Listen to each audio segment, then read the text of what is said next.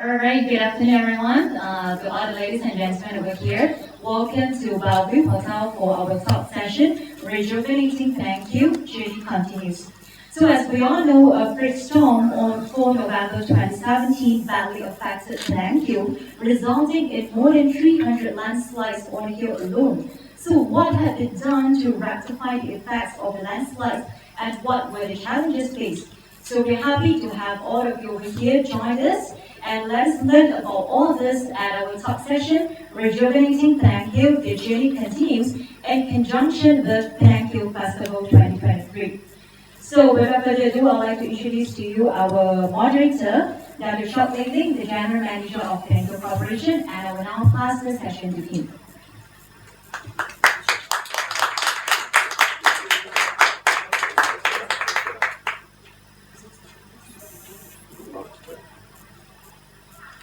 Very good afternoon to all of you.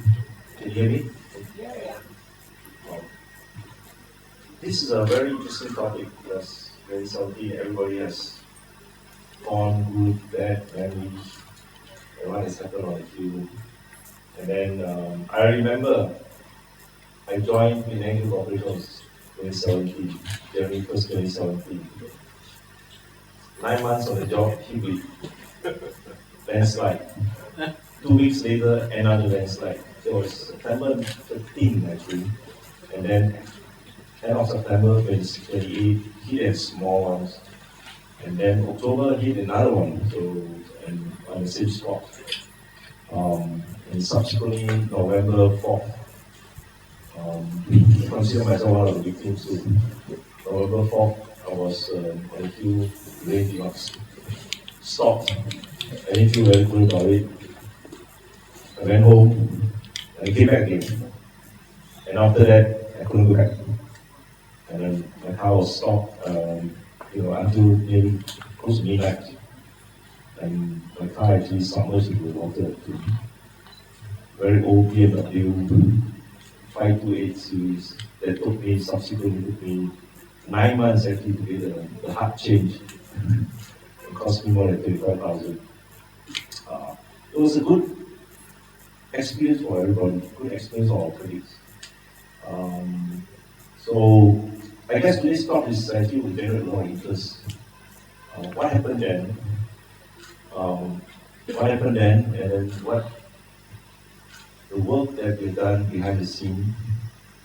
I invited a few of my colleagues to share experience and share some of the photos and the work that has never been published seen before.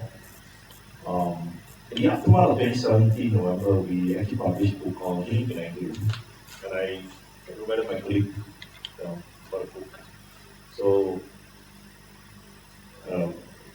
it is out of print, it's going to print more. Actually, this book is given free. It is a record and a tribute to those who have helped, the volunteers, the people who have helped to lead the recovery work.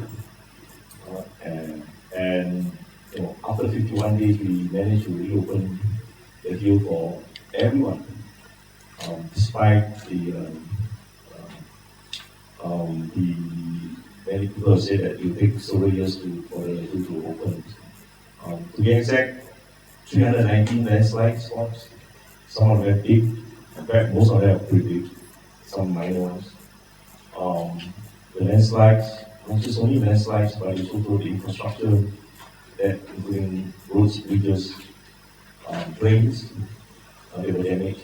And we spent significant amount of time, resources, and investment, and thank you to the state government that we managed to reopen within 51 days for general use, and subsequently will continue on until to this day.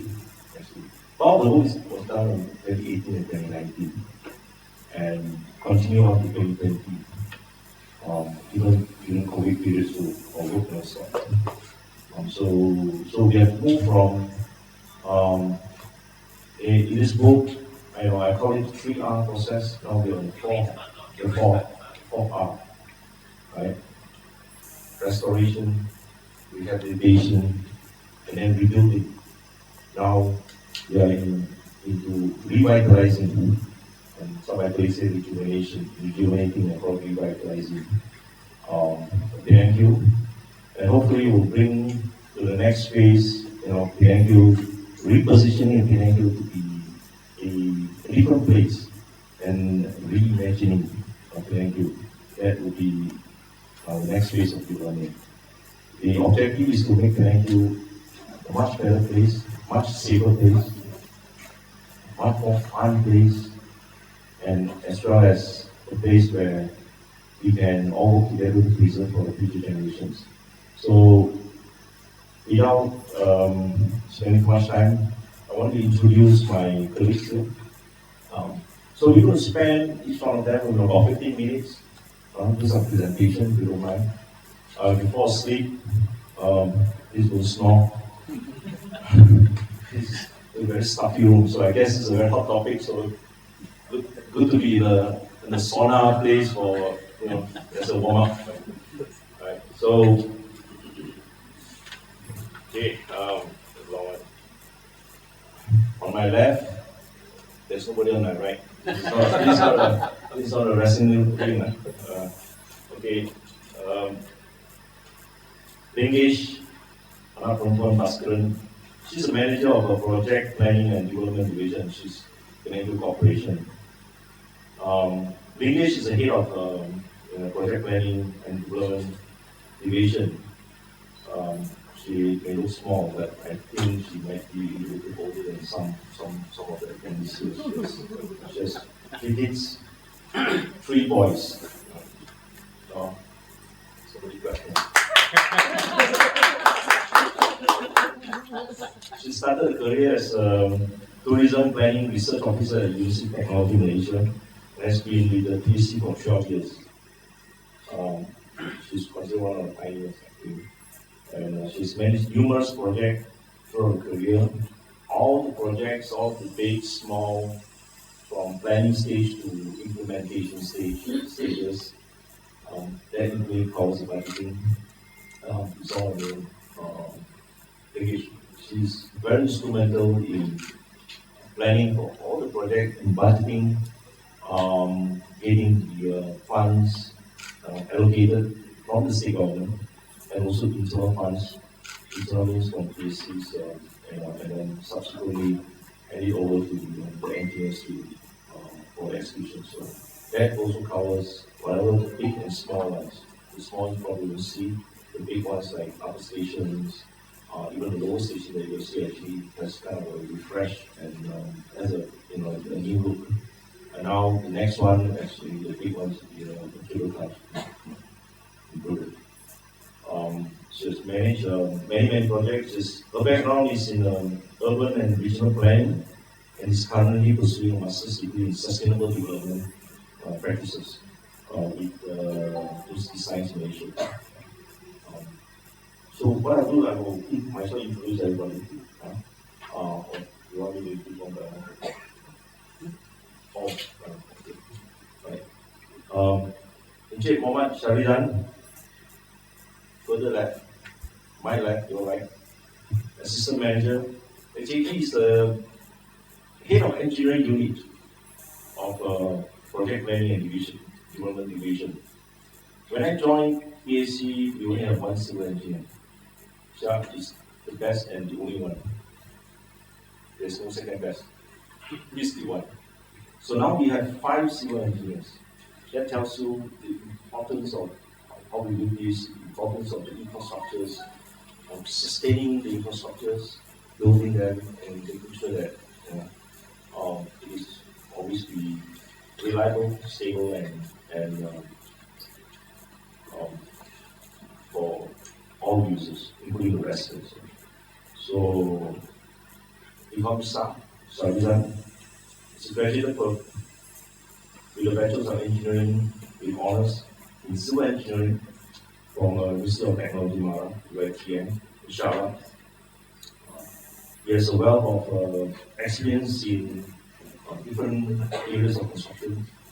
He has worked for 16 years, again, look young, but it's a good wealth of experience. Has handled many projects Some of the projects are housing constructions in Selangor State, Shah Alam bridge construction for the Penang Second Bridge, starting from Baltimore, NTB crossing bridge, road and highway construction in Selangor and Penang. Additionally, it has also played a crucial role in telecommunication fiber optic projects in Penang, slope repair work in Selangor, Penang, drainage works and all that. Jisha is the one that worked with his team to catalog all the drains on the hill. Meticulously putting them into a relative document, mark them, identify them, so that we are able to to maintain in future. And whenever somebody report drain is damaged, the hill is very big. We don't have very small team of people unable to cover. Under the Penang Places administration, under the special area plan was 468.38 hectares, and now has expanded to 741 hectares. So it's a very big area. Of course, we don't repair all the old areas, but they are under our administration. But we focus maybe on the areas where the public will go to. So it's a very small team, but very compact, young, and very knowledgeable and strong. We also have under the team has two geotechnical engineers with a master's degree. So he was awarded conferred 𝐒𝐸𝐞𝐵 from the government of Penang in 2022. So Tisha also considered veteran, so he has been with us since the formation of Penang Corporation under the state enactment in 2010, 2011. Yeah. Okay, further left, 𝐼𝐸𝐻𝐿 is the Executive Director of WEA Engineers and Associates. 𝐼𝐸𝐻𝐿 has more than 40 years of civil engineering experience. He joined Moore and Associates in Taiwan after his graduation and is currently the Resident Director of the Penang Office of WEA Engineers and Associates since 1988. His engineering experience includes design, construction, supervision in geotechnical, civil and structural engineering discipline. He was involved in the construction, supervision of a nuclear power station in Taiwan, design and supervision team on slope, remedial investigation and design work undertaken by the Malaysian Thai Corporation for the East-West Highway, Colombo, Karak Highway, and also carry out structural foundation design for several medium-rise buildings in Seychelles and Mauritius and Thailand. As a team leader for WEA and Associate, 𝐼𝐸𝐿 has played a key role in geotechnical and geological investigation, the design of superstructure for 𝐂𝐵𝐺𝐻𝐿𝐵 project in Pulau Langkawi. So that is he's part of the geotechnical team that built the Langkawi cable car. And he is also very involved with us. When we had many landslides, 𝐼𝐸𝐿 is among the first engineers we called upon for assistance, tap into his technical expertise. So he is always willing to, whenever we call him to speak up in his rush to the hill, together with subside visit and propose a solution. In some times, we have to propose non-textbook method in order to have a very quick civilization work, and then subsequently we implement in a much more method. Sometimes it's like in emergency situations when you are injured, you need bandage. Some bandage depends on what kind of wound that you have. Small, big wound. So 𝐼𝐸𝐿 has demonstrated. This is on my words. I'm not it's my experience working with him, so I have to say good things. It's always demonstrated his creativity, innovation, truly demonstrating the true engineer. an engineer, we always say engineer, always have engineering solution. So, to solve the immediate problems. So Thailand has been a fantastic partner of the Penang Corporation. He knows it very well.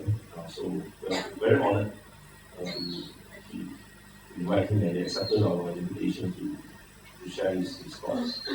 Because he's a registered professional civil engineer, fellow of Board of Engineers in Malaysia, and also associate member of Institution of Civil Engineers. Next, I think Alan is a popular figure of Penang Hill.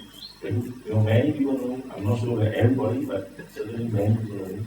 He's a trained lawyer, and his practice in New York, Malaysia, but yet he's living in New York City, he's living in Hong Kong. So, and he, I think, he became environmentalist, as he's, he called himself by accident. Probably got slapped by his wife, maybe. A Penang boy through and through. He's a dear friend.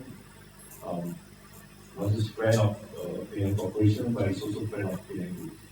He's a lot of passion and he's a significant contributor in the submissions of Penang Hill Biosphere Reserve to the UNESCO. And then subsequently supported a lot of activities leading to the listing of the Penang Hill areas as the Penang Hill Biosphere Reserve. So we are proud of his contribution, and also, of course, we are all proud of Habitat, a really world-class, what you call nature, ecotourism discovery center. I have been to many national parks, mountains, globally, every year, but I've never seen a habitat. It is like habitat, to be honest. And I do encourage everybody to go. When you go to Rocky Mountain, it's all on your own, right? That's a discovery center. So you go to Yosemite National Park, Sequoia, because you go to alpine areas, it's the same thing. Get a map, you just walk on your own. But the habitat is built to be senior friendly, wheelchair friendly. I think most part of the habitat, you can find that in many places. Even you go to whatever famous parks in Japan, like Nikko and things like that, you have to walk. They are not wheelchair friendly. So habitat is really a pride of Penang and also Penang Hill. Last but not least, Mr. 𝐾𝐫𝐬𝐤, founder member of Nature Walk Penang Hill. 𝐾𝐵 is a grandpa, a very dedicated individual with a strong passion for nature and environmental conservation. Having grown up on Penang Hill, 𝐾𝐵𝐬𝐤 left the hill as a teenager to explore the world and pursue his dreams. Over the years, he gained valuable experience as a hotelier, working in various countries for 13 years. Came back to Penang with a wealth of experience, and then transitioned from a corporate marketing division where he spent 23 years holding the skills. Upon reaching the age of 55, 𝐾𝐵 decided to return to his roots. He's a through and through Penang Hill boy, not just Penang boy, Penang Hill. He knows every inch and inch of Penang Hill. I think you can call the snakes by the name. So, and he's an icon actually on the open area. You come on the weekend, you see 𝐾𝐵 will be volunteering himself, volunteering helping visitors go on the nature walk. He started the nature walk. I need to tell you the story because I mentioned that I myself lived overseas and came back before semi-retirement. Actually, before I took this job, and I wanted to set up a voluntary guide. I think it was in July 2017. through a friend, introduced KP, he says walking. Within minutes, I know KP has the right chemistry. Instantly I agreed. And then I walked back, I talked to some of the guys and said, KP is a godsend. And now nature walk has grown to be a must-do activity. He and his buddies, retirees, spending time taking not just adults of all ages, but children too. You become weekend, you'll be entertaining the children. You go this place, the social media, you can see. Men, at the peak season, during the peak season, you'll be entertaining multiple sessions in a day, tirelessly. So somebody that I personally have a strong admiration and also respect actually, for the passion and the love for Penang Hill, and also passing the knowledge, educating the visitors and the children that come to Penang Hill. So make sure I recall. So in 2017, he became a founder member of Nature Walk Penang Hill. We launched Nature Walk on October 1st, 2017. October 27th, right? So we launched that, and then launched with the nature classroom. It was actually quite a hit for young children. PHC funded the book, small little booklet for the children to go with stickers and build a map and then identify animals and flora and fauna. Pretty neat things. So his passion for nature and dedication caused him to further initiative. 2022, we launched Nature Green Farm, aiming at creating a biosphere education hub origin center for the Penang Hill Biosphere Reserve. If you're interested, talk to him. Nature Green Farm is actually on the east side of Waida Road. House in a small bungalow, campsite, little campsite, I think enough of 10 tents, very nice sizable group for a group of 20, 30 people, families, young children. KP will take them to walk on the night walk too, and then offering a truly experience Penang Hill package to go, really ecotourism. I think that's the first one for perhaps in the country. So in addition to his ongoing effort, Nature One and Nature Green Farm, he has been an active participant in the Penang Hill Festival for several years since it started in 2018. So he's shown unwavering support and dedication. I want to mention about landslide. In 2017, landslide, KP and his team of people, volunteers, came up to the hill. Did a lot of cleaning work, shoveling the soil and things like that. I hope you can see some of the pictures. In fact, this picture is also in the same Penang Hill book. It's a tribute to, as I said earlier, it's a tribute to the people that help us. The Bangla workers, when the hill was shut down for maybe 2 months, they couldn't go anywhere. They were locked up here, so they all came down to work. So when we printed this book, so we got a lot of photos of them. So we distributed to every one of them a copy, so they can bring back as a souvenir or something that they can remember. So 20 minutes and later, I think we don't need discussion. Maybe we just open the floor for question and answers. I can help answer some questions too. So we get a free flow. So 20 minutes. Without further ado, English. Sharpest. Okay, video, yes.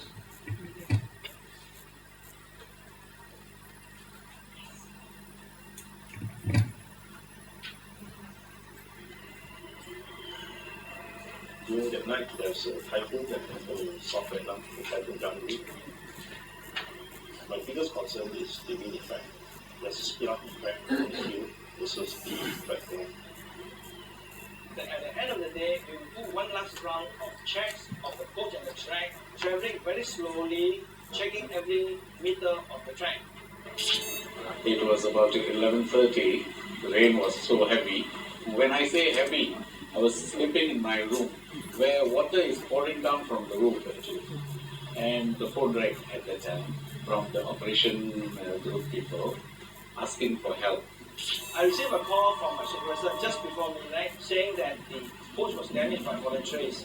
There was very heavy rain and strong winds and causing the trees to fall and which damaged parts of the coach, including the windscreen and the aircon. They decided that it was not safe to continue and they parked the coaches at the middle station and decided to walk down. Part of the reason for deciding to stop and walk down was because they heard crackling noise. They were very worried because the crackling sound might mean something serious which can happen. This is very unprecedented.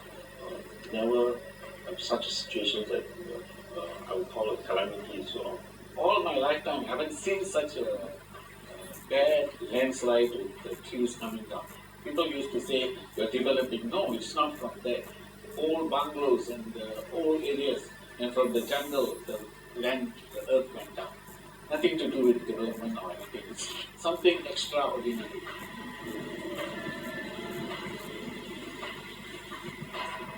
at about midnight, got a message that our train was hit by tree branches. About 1 a.m. we initiated the emergency response team because we heard there were landslides everywhere. Therefore, the Penang Hill, or middle stations, upper stations, all got cut off. By the time they reached the lower station, it was already 2:30 in the morning, and they had a debriefing to find out actually what happened. After they have walked down from middle station, the landslide started. Fallen trees, big boulders, size of a compact car. We are fortunate there was no injuries, no incidents. When I went out, I saw the trees as in typhoon hit the place.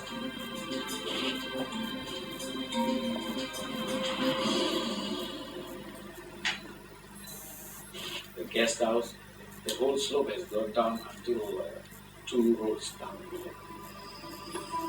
From our guest house, the earth came down to upper tunnel station. It's all on the bridge, and part of the railings on the bridge is gone.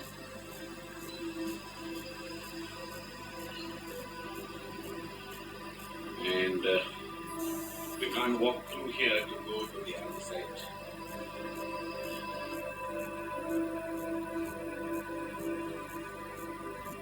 So many boulders was falling down there. Every road, every bypasses were covered with earth and trees.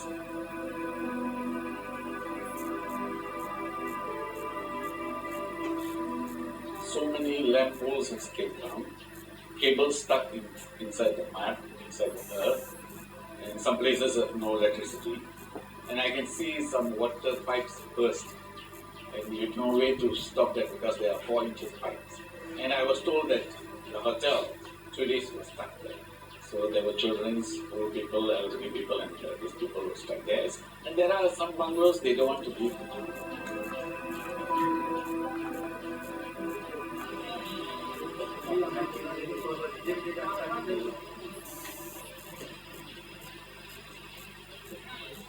In the past is to form CM, catching situations on Penang Hill, and initiate the emergency response so that we can execute our immediate tasks systematically. Chief Minister has, right from day one itself, has given us a lot of encouragement and also empowerment to execute the recovery plan. First thing that we did was to record down all the landslides locations. We have created a very vast database. Some of the boulders were big, size of compact cars.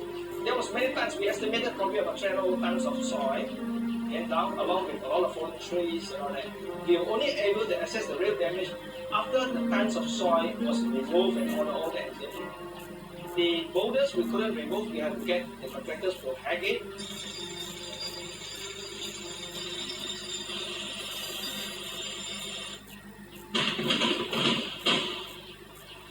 There was a time when we had to start the restoration work, starting with clearing of the track. You couldn't move heavy machinery out. You can only use the traditional way, which is by hand tools. Backhoes, spades, wheelbarrows to remove the soil, one bucket at a time.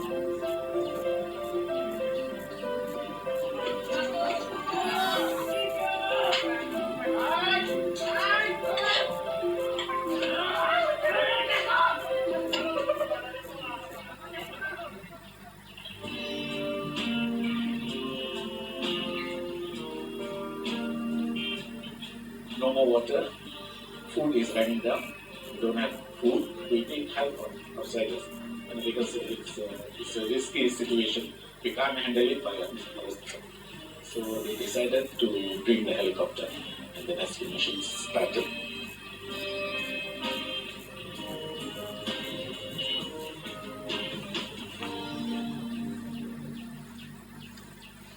The PAC got the food from KMP, some volunteers given the dry food stuff, and we took to the PAC. What gives me the strength is the teamwork. Right from day one itself, when I initiated the emergency response, people lack of sleep, they're all highly stressed, but they continue to work very hard. So, and many of them work like 7 days a week, so everybody is moving in the same direction. That's key. The funicular system is designed and supplied by the Europeans. A lot of the parts and all that are specially ordered overseas. Is this right?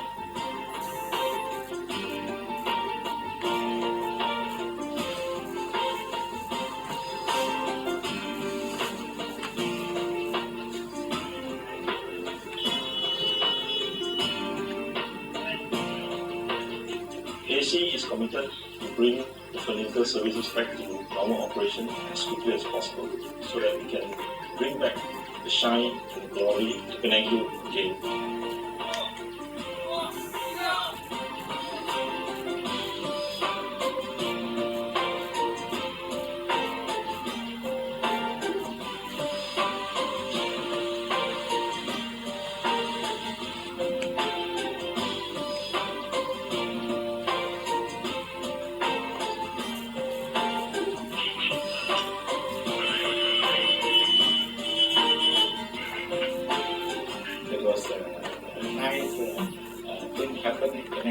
Where all joined together, no race, no religion, no countries. I should say no Bangla, no religion. Everyone joining and cleared the operation.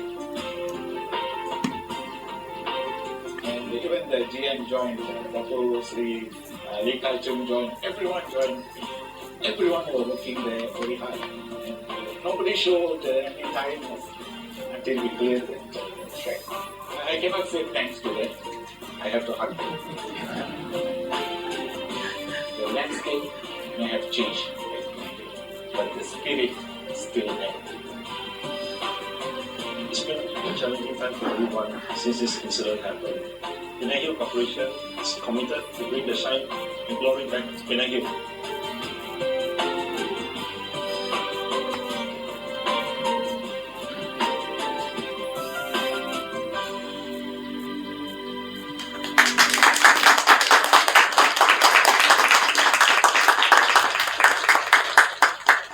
Thank you. Start. Okay, good afternoon.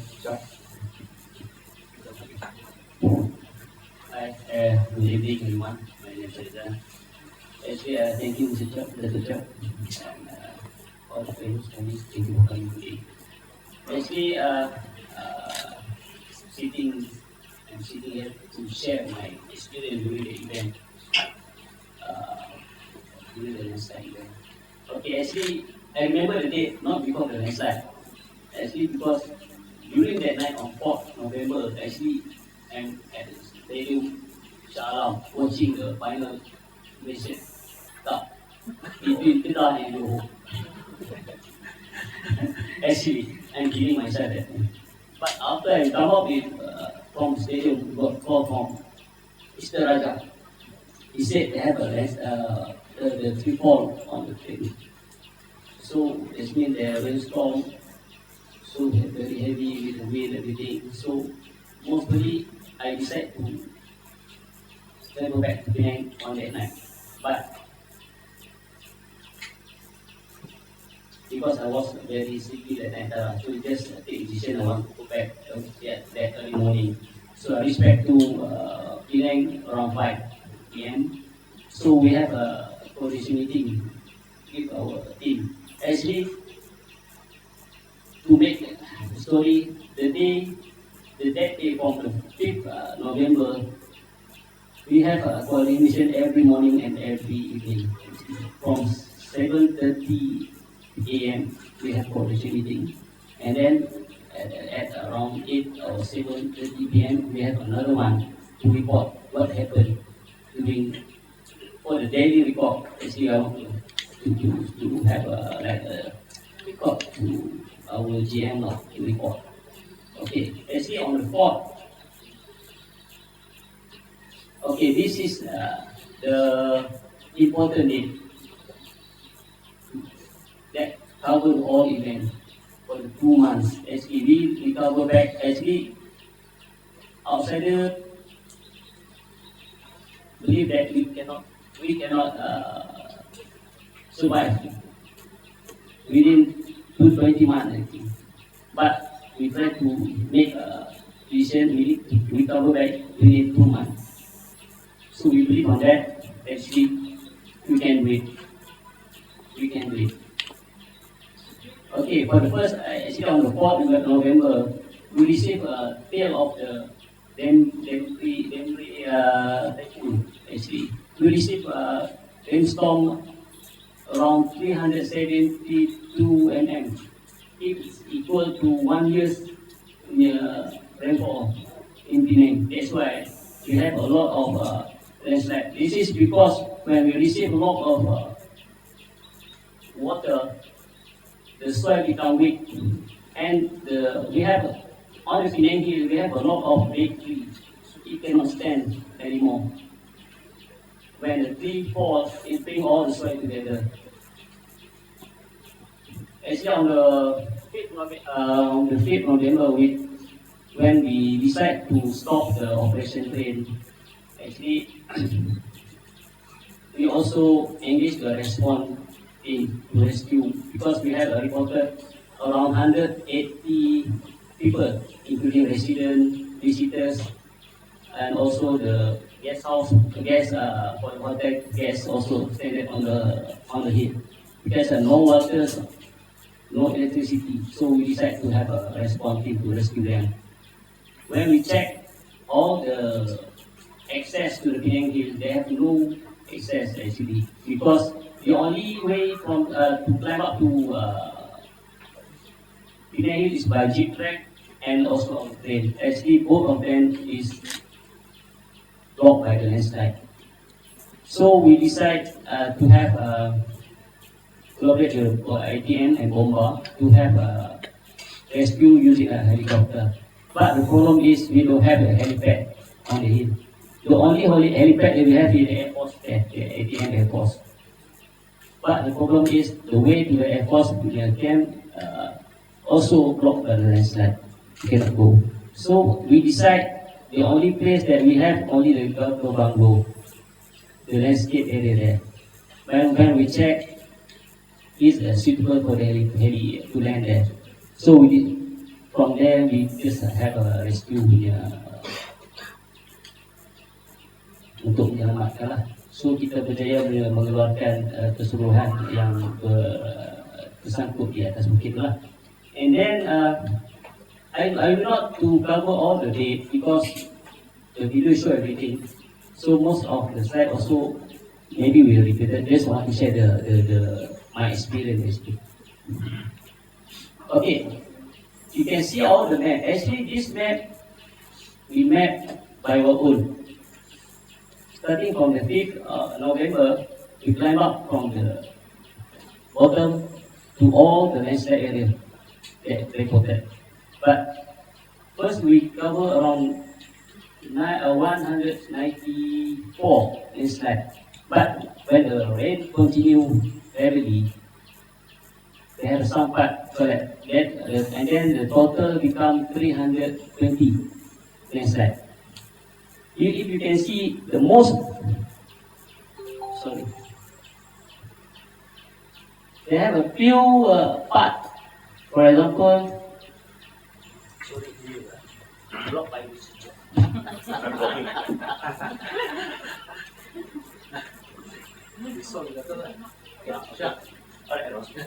Okay, if you can see from this part, that 1, 2, 3, 4 parts. That's the biggest landslide.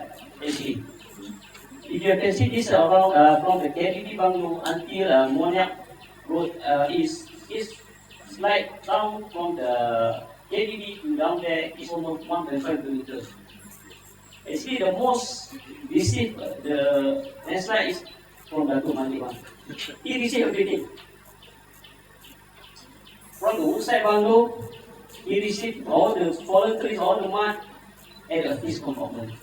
But he's very lucky, he's very cooperated. He helped us to clean everything by himself. Actually, he spent his money. Thank to him also. So after we record that, we just get when we met everything, so we can have we have several place that we record that. For example, Sami Road we have 48, landslide. Penang Hill Sami Road 8, Abatana Road 38. So we recorded this using a GPS also. Actually, we get help from the intern from USM. We bring all the instruments, go to the map, go to all the landslide we met ourselves. Actually, we plan every day for 2 months. We check every day because sometimes when they have a landslide, it's not a major what we call that the global landslide haven because sometimes they have a loose soil. So we don't want. Sometimes they have hikers. Hikers they don't have landslide, but they still hike.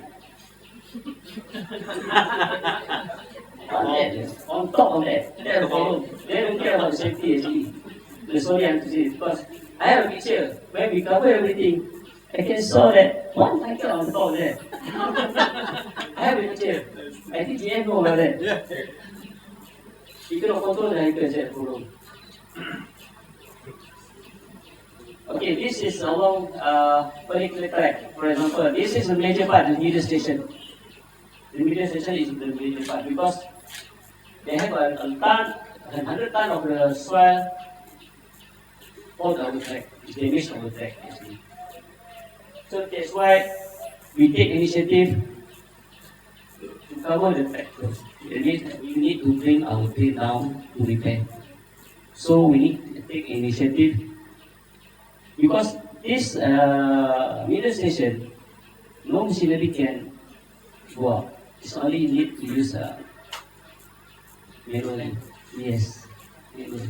So that's why we got volunteers, residents, even our staff also, even Mr. Cho also. So we are very lucky because of our spirit, we have a target to finish everything within 2 months. So we can bring back our train to the bottom station and we complete the repair works. Okay, this was just want to show a picture about the landslide at the Jalan Petra. We have 48 landslide. Okay, for this is because it's the only way go to the go to the Air Force, go to the Penang Hill. This also blocked by the landslide. Because of that, you can see all the telecom pole, electricity pole. That's why there's no electricity. That's why there's no. Just reported that there's no food because they can stay around 3 days for this, what they have now, what they have during that time. So that's why we collaborate with the agency swasta, DAP, dengan all the volunteers that can give support to bring food up there. So many hikers they bring this food from down there by carry go to the top. So just pass on to the resident. Thanks to them. Actually, thanks to them. Okay, this is the upper tunnel road that you can see in the video. These are the boulders that the biggest boulder that I had that we need to have a control blasting. We need to get approval from the police because we cannot remove these boulders by ourselves. Even with the machinery, we need to blast it. This is a lower tunnel road, very bad impact. Okay, this is Viaduct road. Okay, this is Viaduct. Actually, we lost a lot of value of trees, actually. Almost 100 years trees, all gone. It's bad for us actually.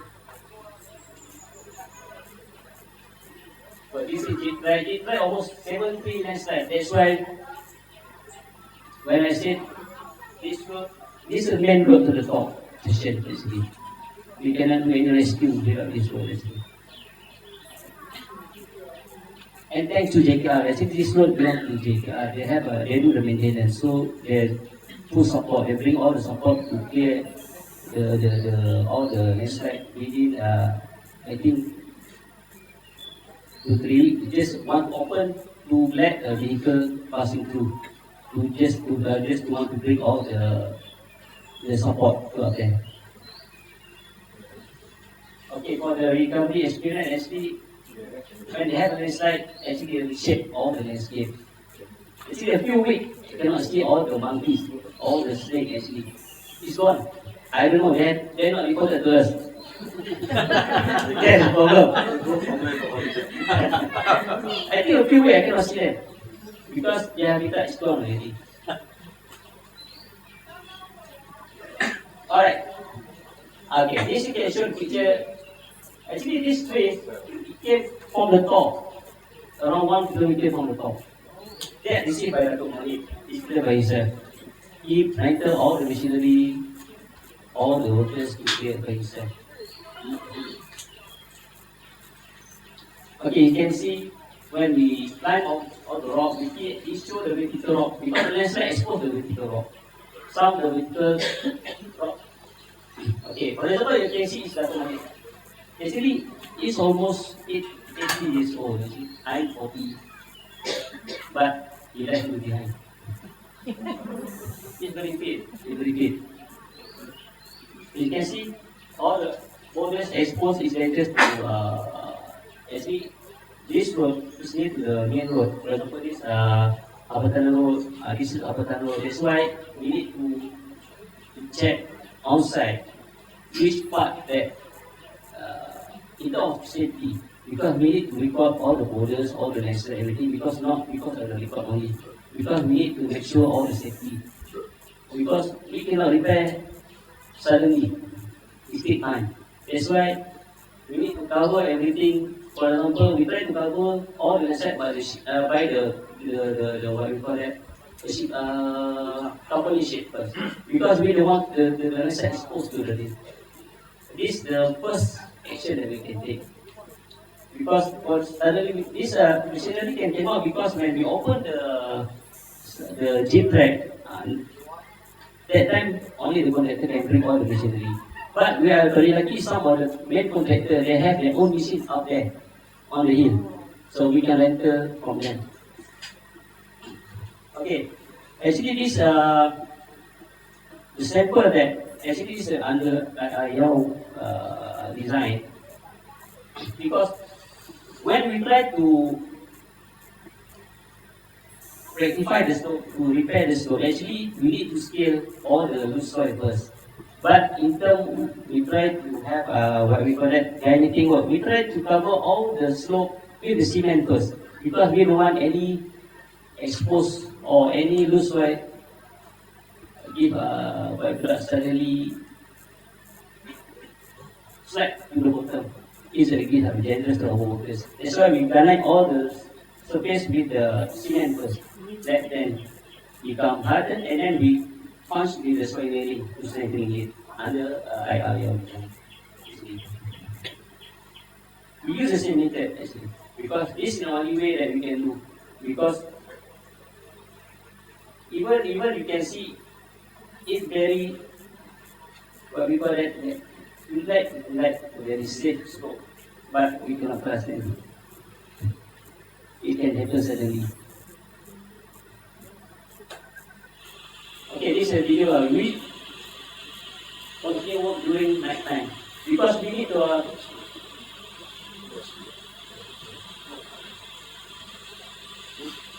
Okay. Alright, I will speed up. This video is so that we need to continue to work during 24 hours, during 2 months, because we need to spread our work along the track. Yeah, we skip. Okay, because our track impact also for our railway is can use our railway become like we call that. You can see all the railway broken already.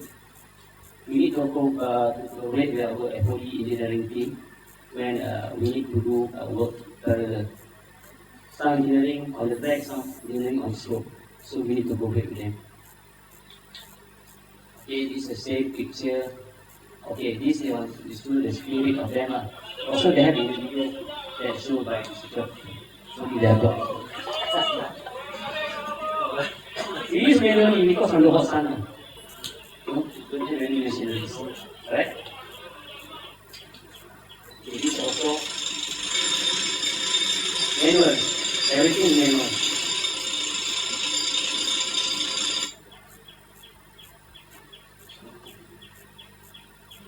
Okay, this is one of the big landslide that happened at 𝐾𝐵 bungalow. Actually, this 𝐾𝐵 bungalow, I think the day before we already tendered for the cafe, but suddenly landslide happened. What bungalow is that? 𝐾𝐵 bungalow, tapi bukan railway bungalow. Currently, the loaf and Kota. Yes. Kota, there's a restaurant there. Don't worry, it's safe now. Very safe. Okay. This one almost 1.5 kilometer drop now. Landslide. All the way to Claremont. Yes, Moniak. White House, Moniak. Yes. Yeah. Yes, it is. This is one of the children. We need to use water to wash all the soil actually. But the impact is the hill down there, the resident down there. Because when we wash all the mud, go to the drain, there is the water. There is all the soil. They complain about it. You cannot do anything.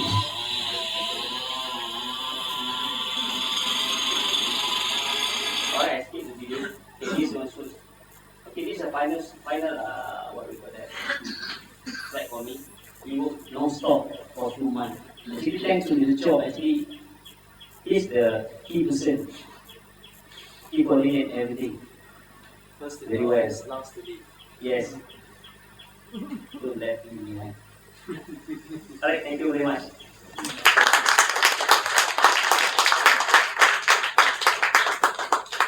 Okay, next, English. Good afternoon, everyone. So first, I'd like to thank Dato' Job, PHC Management, as well as Penang Hill Festival Committee to give me this opportunity to share my experiences on the journey of Penang Hill. So next, I will just continue the second part where I'll be sharing on the strategies, how we plan, as well as the implementation of short-term, mid-term, and also what are the challenges actually we face during this.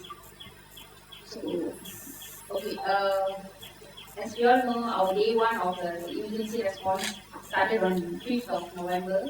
So we were in the office and then we already started to strategize how do we move forward from here. So KAC actually set our top priority, which the first one was to, after assessing the damages, we know that funicular to clear the Penang track will take longer time. Then the zip track also damaged, but there we get assistance from JKR. So they were actually doing the clearing work from bottom south, whereas Penang Hill, together with the hill community, we were doing the clearing works from top down. So then we actually managed to punch through a lane for wheel to go through on the day 5 actually. So day 6, PHC and also the utilities team, the PBA, TNB went up to assess the damages and they start the repairing works. And then on the funicular operation, we know that there's a lot of clearing has to be done because there are tons of salt, also boulders on the track. And after the clearing is been done, sorry. We cannot see you. By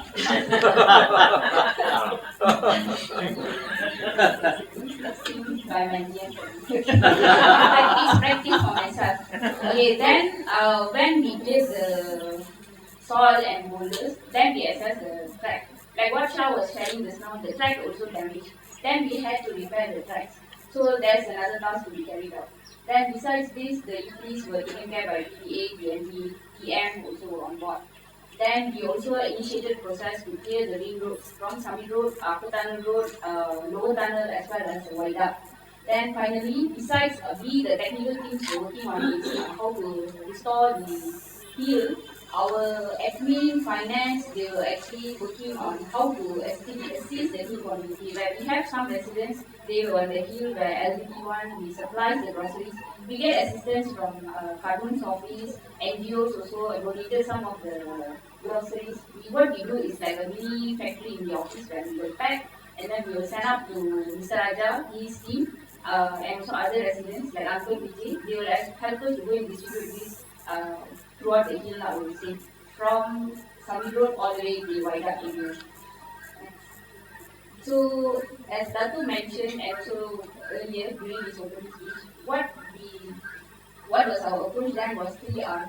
We restore, rehabilitate and rebuild. So when we assess the damages, we actually categorize them by the damage happened and how can we actually, by the criticality of the area and also the risk involved. Then from there we determine the rectification route for it. For example, we also sourced for vetiver grass and we replanted on certain areas to make it naturally rehabilitate.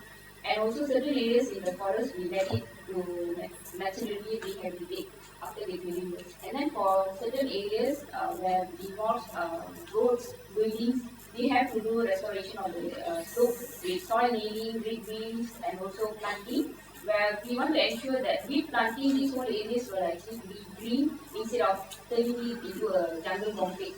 And then finally we believe that due to the damages, certain roads like Upper Tunnel Road, certain stretch of it is being damaged and also Wideout Road, so we rebuild the roads so it will be used by the residents and also the visitors. So these are the actions actually taken by PHC. So we started off with area clearing. Then upon clearing, we assess the damages. Then we determine the action we taken. So from there, we had certain short-term remedial works which has to be carried out immediately. Then we get the fund from the state and also we engage the contractor. Then from the assessment, we actually created a landslide whiteboard map like what Shah shared just now and also a database. And then besides that also, during this period, DCWHI actually came forward and assisted us to do a building inventory where we went and assessed the buildings, the bungalows, just to see is there any structurally damaged or any surrounding area damaged or how they are actually cut off their access to the buildings. Then later on, we actually start to embark on our slope strengthening projects. Besides these projects, we also do trimming of trees and removals, especially those risky ones, on the track as well as on the ring road. Then we also do drone survey of the entire hill. We try to do on interval years to see if there are any changes detected or not. And then our engineering team is usually by Shah. They actually go and do periodic slope monitoring. And then for community, we actually do we carried out engagement sessions during the critical period, actually to explain what is the situation, so they can understand, and also they are expecting Penang Hill to reopen. So all that we actually carried through the engagement session. These are the remedial works we carried out. First one is actually at the middle station where we did the grinding works first to avoid further soil erosion, and also this actually helps us to PHC to resume back our operation.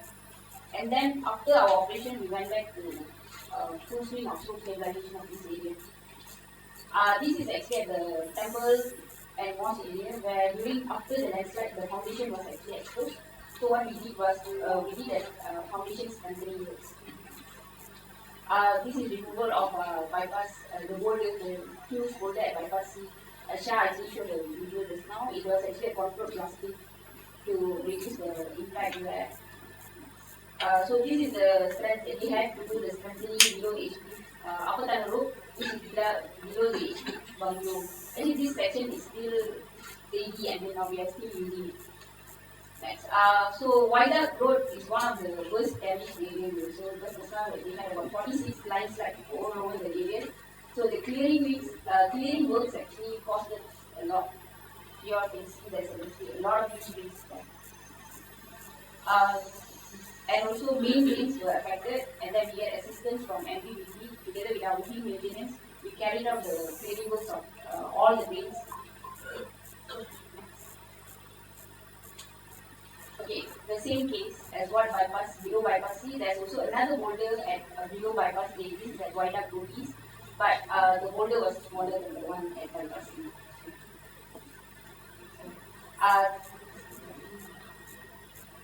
This is actually the database we created. Actually, we created the database where we did the GPS coordinate, we record down it, and then we also determine how wide is the landslide, what is the height like, and then after that we put the pictures of it, what are the action taken, so we update it regularly so we know that this whatever affected areas being action taken on it. This is actually in overall from 2017 till now, how many projects or what are the funding we actually spent to carry out this. Actually, these projects, 37 projects are only referring to slope stabilization, infrastructure, road, as well as bypass. It does not involve any other facilities improvement like our stations or so on. So 2017, we actually started off with 4 projects with 1.2 million.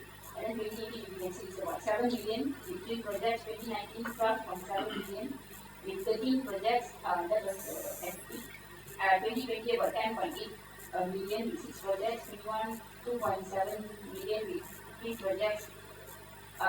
22 is about 2.7 million also with 5 projects. And in this 23, we have 3 projects on hand, and this is in ongoing. And besides this, the 40 million actually funded by state, and 3.5 million is actually from PHC. So PHC, we do regular hill maintenance and landscape to ensure all these areas are also intact and also can be visited by visitors, hikers, residents, ensure everything is safe. Okay, this is another exercise that we carry out, which is our risky tree assessment and also removal. This is how we do. We will assess the trees, we see whether it's okay to just trim or reduce the canopy so it's not impose any danger to the track. Then we catalog it, and then after that we get our contractors. Usually for this kind of work, we need to get a skilled contractor in removing or trimming the trees because it involves the track, and usually our operation will be running really this one. So this is the drainage catalog done by Shah and his team, where upon this, what they did was they carry out the repair works and also reconstruction of subsections by phases. So initially we started off with summit area, then we carried through upper tunnel area, then last year we actually completed in Viaduct area. So these are some samples of the photos of the work carried out done site. So this middle station, initially we only, so initially, if you all noticed, there was only dry nighting. So now with all the soil is there. So at the temple, Moss temple, as also done the area, we actually already stabilized the entire area. Just also below the cement patch used to be also cement. Now the green is starting to grow back. So even the previous slide also one side the green also starting to grow back. That's what the mentioned before. Yes. Rehabilitation, because this is a rehabilitation process.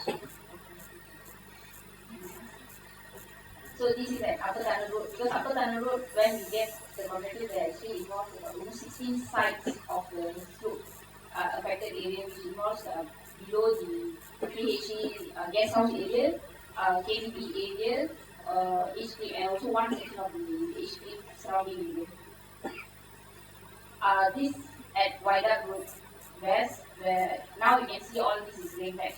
But initially where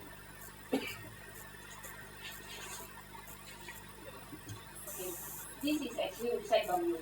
This is the one slided all the way to Dato' Manis area, which is almost 1 kilometer. And then you can see there's a Vespa bungalow, and then this is also affected. So now all this is already been stabilized, and then we already reconstructed the damaged road, and also all added on with drainage to ensure that the water flows smoothly. But what we have is why we put this signage over here. So we have hikers who like to hike up this area. That's actually for drainage. But unfortunately, we add on this signage at every train so people don't hike up. Or they hike up the system. So it's very risky to hike the drain. If you slip, the drain they are not designed for steps. So they all have very sharp angles and things like that. So, and then we discovered, the people who climb up the babies. So unfortunately, as soon as we got a report, we received a report, so we will have to put a notice, in as many ways as we can find. So. Shortcut for them, shortcut. I don't know whether it's a shortcut or trail or something like that. So we also carried out stabilization works surrounding upper station. This is near David Brown. This track just below the upper station area. Here, upper station is over here. These are the tracks. So we also ensure all the drainage are built and connected properly. For beneath it, still most areas still cement connected, but we are still planting some, seeds and grass, and then they allow them to grow up. Okay, we also did rock fencing and netting along the track. This is actually to avoid any rock debris to fall on the track to minimize the risk. This is our HD gallery now. We call it Rejuvenating Penang Hill HD. So surrounding it was also affected during the landslide, so we carried out stabilization works. And now the building is open as an additional attraction. Okay, this is at Waidak. We also continued stabilization work at Waidak as well. But unfortunately, we had to granite this whole area because of the condition then. Last year, we did the upgrading works of Waidak Road all the way. So now Waidak Road is very smooth and very good to use. So these are the actually challenges that what PHC faced during the recovery stage, where we had a lot of sites and the cost to stabilize is high. So we try to source how much fund we can get from the state, and so we have to phase it or prioritize the projects as the site, the creativity of the site. Then from there, we plan out, we execute the projects.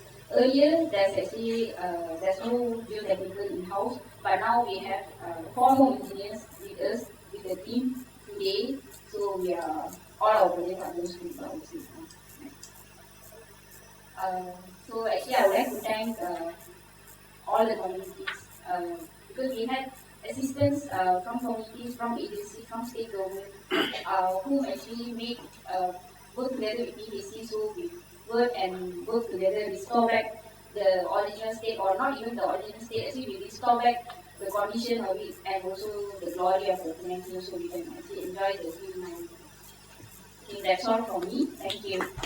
Okay. I think my duty for this incidents mainly is going to strengthen the whole scope field or make it safe.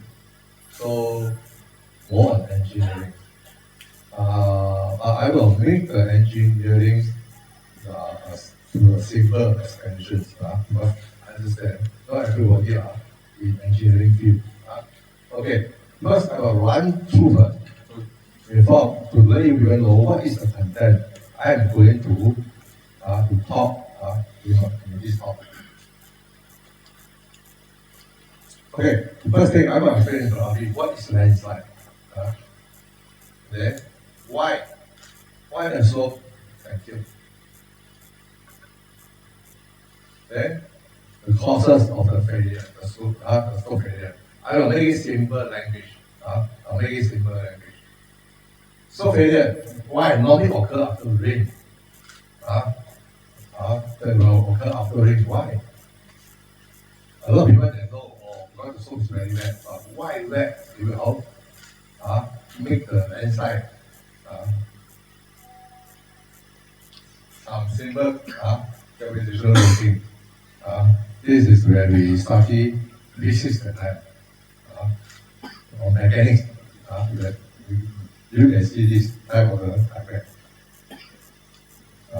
So failure. Geometry is also not bad. Why? Okay. Erosion, water erosion. Okay.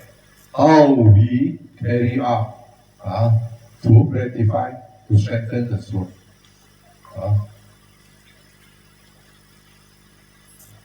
And then we have shown some of our design drawings, but I would not spend time here just to show the time here produce these drawings to work.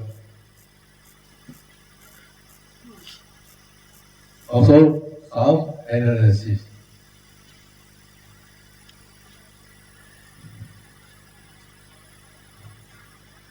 Then, of course, there are some photos to show you how bad the situation and how are we going to rectify it to make it safe. All this will be in my talk.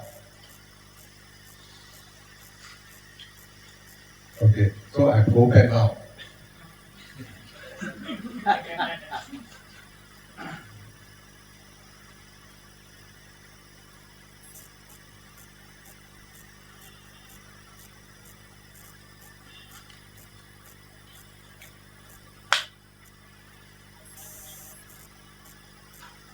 Okay, what is landslide? Landslide are basically also called landslide. The landslide down. The movement downslope of a mass of rock, debris of soil, soil being a mixture of earth and debris. Landslide occurs when gravitational force and other types of shear stresses within a slope existing the shear strength. Shear strength, that means the resisting of the shear of the material that form the slope.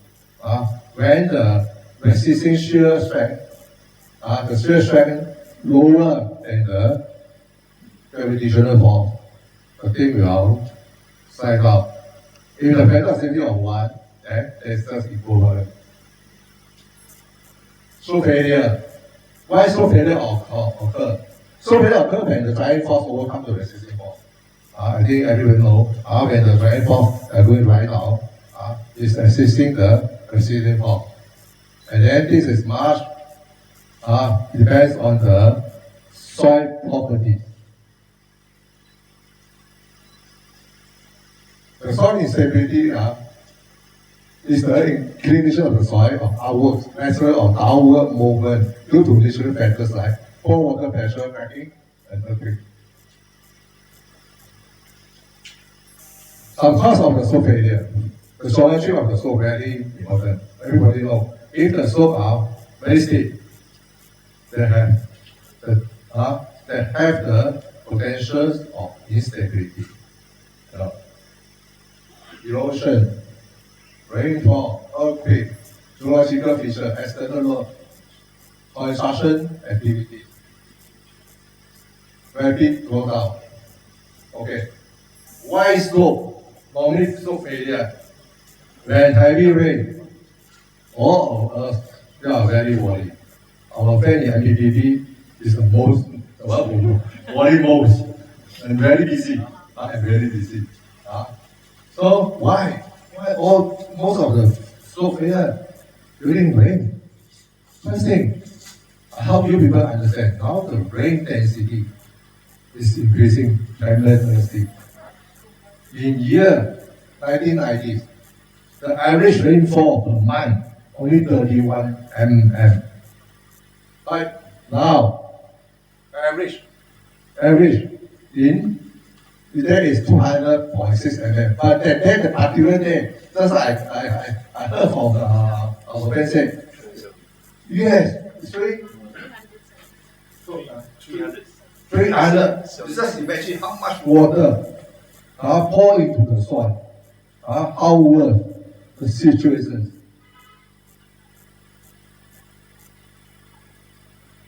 A classic methodology cause of landslide is erosion. Erosion also can cause failure. So they will weaken the soil due to water. Deforestation, excavation, and water leakage. All this one will cause the water to infiltrate into the soil. So that's why we always mention slope, you cannot leave it there. You have to protect from erosion. There are methods to protect. When the water penetrates, your soil strength will lose. And your soil strength loss, the holding power, the holding force will be reduced. So the slope will be slide up. This is a simple diagram. I will not explain too much of this. This is why when water comes in, your factor of safety will reduce. First thing, when water penetrates, there is a buoyant force. Buoyant force caused to the soil particle. Besides that, the water pressure from the side will push the soil. But the most critical, your soil strength reducing. So your factor of safety reduce.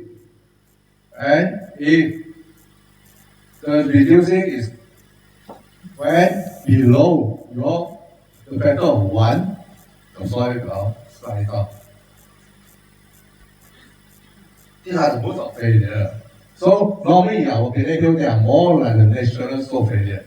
It's a global failure type. So actually our slope is also important. If a slope, you see the slope is very steep, very high, then have to be careful.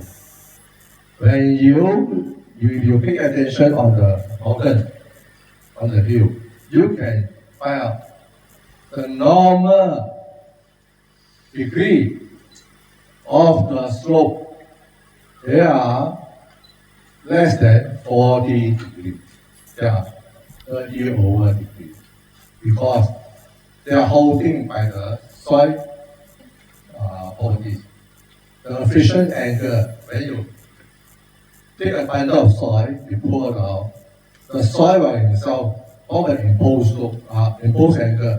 There is only 30 to 35 degrees. So when anything exceeds that, when during raining, your cohesion value reduce, the chances of failures are there.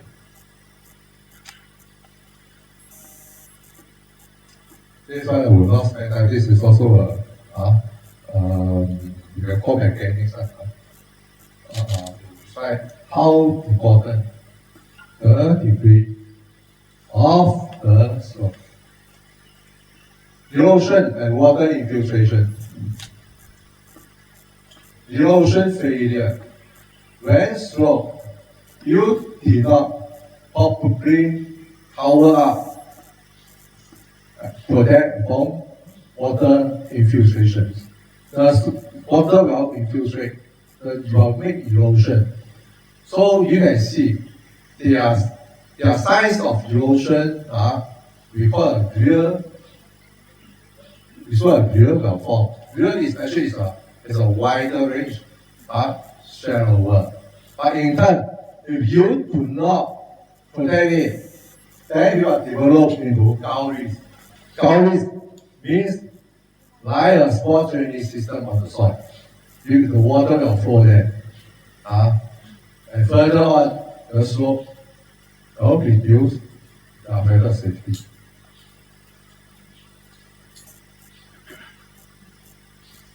Okay, now we come to how we are doing for Penang Hill during the disaster. Okay, unlike other conventional way, what is very conventional way? We are going to study as well. First thing, we are located to tell that we need to do a soil investigation with the boring. But before that, we need an as-built drawing, as-built survey plan to locate our borehole, and also proposed development. We carry out the soil test. From the soil test, we will assign the contractor to do the suitable type of the rep test. From the rep test, we will find out what is the soil properties. So from there, we only carry out our study in terms of that we have to form our formation based on the proposed layout. After that, we have to carry out analysis to check the factor of safety. Normally residential area, we need minimum factor of safety of 1.5. If the factor of safety is less than that, we have to strengthen it to make it go beyond, to go to 1.5 or go beyond 1.5. This is conventional way, but for this particular case, we have no time to do that. You have to do that, you take any money. So that time, what we decide, we do it first. Of course, we have to clear out all the root soils first. Then we have two types of the slope, the failure slope on site. There are one type, the slope surface is moist. It's very wet. And the other type is not that bad. Means not too wet, and the soil, we can see the soil properties are better. Those in the middle station is the most critical one because we have to rough all the work. We have to open up the track. And also, not only middle station, those areas if our tourists come in, if they will be enter, we also have to make it safe. So the time we have discussed with 𝐂𝐸𝐤𝐞𝐫, also Miss English. So on those slope like middle station, they are very wet. If our worker kayak to drill the hole to strengthen the slope, how to strengthen later I will explain. The soil tend to fall down. It tend to slip down again. So that's why we decided we spray a layer of anti concrete to prevent the soil from roll down. Only we carry out a marking for the soil layer, but no analysis how to mark the soil layer. That's actually we based on our experience. Based on the geometry before now, our experience, we do the soil layer. We will specify just all the drawings we issue to follow that immediately to carry out. The training system, critical police lesson have to rectify. High water table area we have to drill some drain to discharge the water. From there, only when we do that time, we only carry out soil investigation. When the safe only carry out as-built drawing, soil investigations to find out to check back our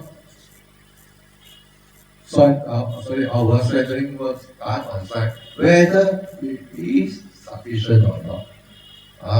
But very lucky, later we do an analysis, we found our better safety is on the range of 1.52 to 1.7.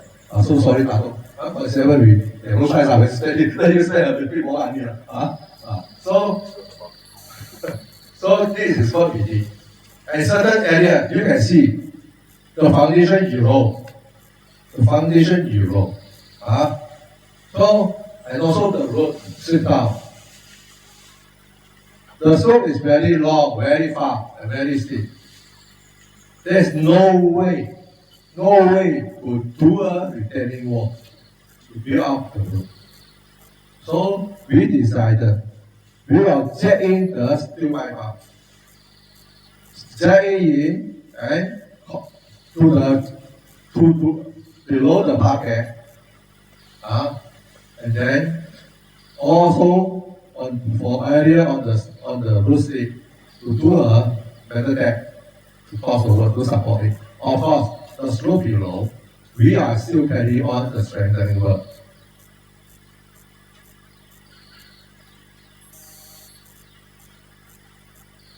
These are the drawing we use. You can see, this is one of the sample drawings.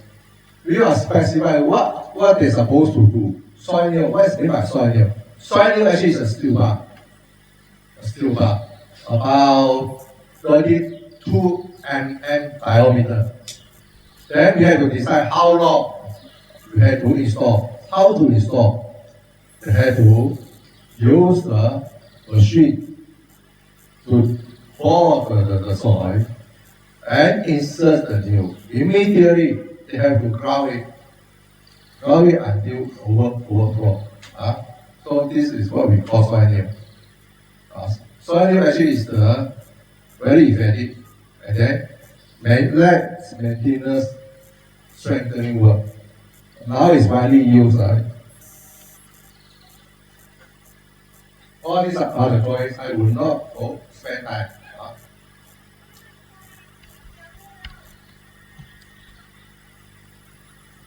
Then we have to carry out the analysis. Okay, these are the analysis. Okay, these photos, just as this package also showed before. The site is like that. The foundation exposed. The slope below. So we strengthen it, we still pipe out, we jack it to support footing.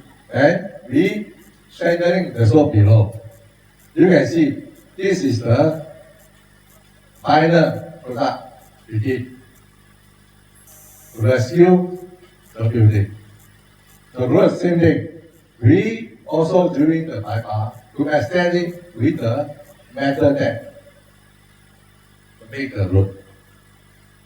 This is the middle station, the most serious area. So you see all covered up. I will not spend too much time on this because I think you will see it so many times in this photo. You see how bad the situation is like. The surface are wet. So we have to do the guiding work first. Normally we have to investigate only we do, but now we do guiding work. They do it even at night. These are the final products. This is upper tunnel. You can see the mud flow at the time. The mud flow, the slope erosion. So some of them, if the soil is not too wet, we will put a layer of the plastic cover up. That is really soil nail. And there are certain areas that are existing rubber wall or RC wall outside. For rubber wall, we will do a wire mesh to spray a layer of concrete first. Then after that, we are doing the soil nail to ensure the rubber wall will not move. Because some of the wall already move. You cannot remove. You remove, the upper slope will come down. So this is what we doing. Certain area because Penang Hill that told us, hey, don't do all the housekeeping. Because this is Penang Hill. So we do those areas we feel okay, we are lay a layer of the wire mesh, then we do survey. Wire mesh, on the wire mesh, we do survey. So we can see the products, very system. This one you can see the 𝐒𝐻𝐞𝐬𝐻𝐿𝐻𝐿. Now you can see all the strengthening with all the terms. Okay, thank you. Thank you. Bear with us. We might overrun a little bit, but I'm told there's tea and for people. Hopefully there's an incentive for you to stay back. All your questions. So I'm going to ask my colleague to speed up. Yeah. Thank you. I'm sorry, I'm going to show you more landslide photos. I'm sure you're all tired of landslide photos by now, but hopefully they'll be a little bit more interesting because they're not about the same sites that have been shown so far. They're about sites within the habitat. Hi everyone, my name is Alan. Just to recap, I'm from the habitat Penang Hill. That's a beautiful picture of our park. In the front there, on the bottom right hand corner, you see Curtis Crest. You see Langer Way, our canopy walk. And the reason why I'm pointing that out is because later on you'll see another picture which made my heart drop when I saw it. So next slide. Oh, sorry, I've got some controller. Sorry. So just go back to 2017. We had just completed a 2-week biodiversity expedition called the Penang Hill Fire Blitz at the habitat and on Penang Hill, around the habitat Penang Hill as well, in our park, and everywhere, all over Penang Hill, all the bypaths, all the ring roads and whatnot. And this was the culmination of it on the 27th of October. We brought 117 scientists and students of science, 75 high school age students to Penang Hill, and they collected and recorded the biodiversity of the hill. And all this data was donated to the Penang State Government and Malaysian Government as part of the dossier for the submission to UNESCO for the Man and Biosphere listing for Penang. So we are just to set the tone for you. October 2017, end of the month, we had just hit this wonderful milestone in our very young organization's history. We just opened on the 8th of January 2016. This was about a year and a bit, almost 2 years later. Then you have the closing ceremony. On the bottom right, you see a wonderful symposium where all the scientists presented the preliminary findings at the Royal Chulan in town. Some examples of the international and the local scientists working together there on the left-hand side. And of course, Dr. there on the right with our then CM and our founders, the 𝐒𝐻𝐿 family. And of course, then Typhoon Damri hit. I was actually taking a break after a very stressful time organizing the Bio Blitz. Very wonderful and enjoyable, but yet stressful. One of those love-hate things. And of course, I was in Hong Kong at the time, visiting my in-laws with my wife. And I woke up the morning of the 5th of November, and I checked my phone. And I came across headlines, I came across videos of LGE, our CM at the time, wading through knee-high water in downtown flooded areas of Penang Island. Reports of the Penang State having to ask for help from the federal government and from the army for assistance to address the calamity, as Dr. Shaw said in the video earlier, the disaster that had hit us. Loss of life. I really wanted to point that out and remind everyone just how serious the situation was. I woke up to pictures of all this on my phone in Hong Kong. And of course, this iconic photo of flooded Penang Island. And all these other images, the ferry grounded. This is somewhere in Tanjung Bunga. Yeah? All these horrible, horrible photos from back home coming on my WhatsApp. And Middle Station, of course, as we all know by now, especially after all the wonderful presentations from my fellow panelists today, was not spared. That picture on the right is actually about, I think, a week to 10 days after the incident. And the mayor, Dr. Chok, had invited the then mayor, His Excellency 𝐒𝐻𝐿𝐻 to come up. And I tagged along, just get hold of it, tag along. By that time, the Jeep track had been opened. And I will never forget the experience of driving up the Jeep track for the first time post-typhoon. There was mud. I drive a Toyota Fortuner, which is quite a tall car. The mud was higher than my car at certain points. It was probably the closest thing to a war zone, fingers crossed, touch wood, that I will experience my life. And it really looks like, it felt like a war zone. We toured the hill with the then mayor, and one of the sites I remember was near Lawyer Fong's house, by Path F.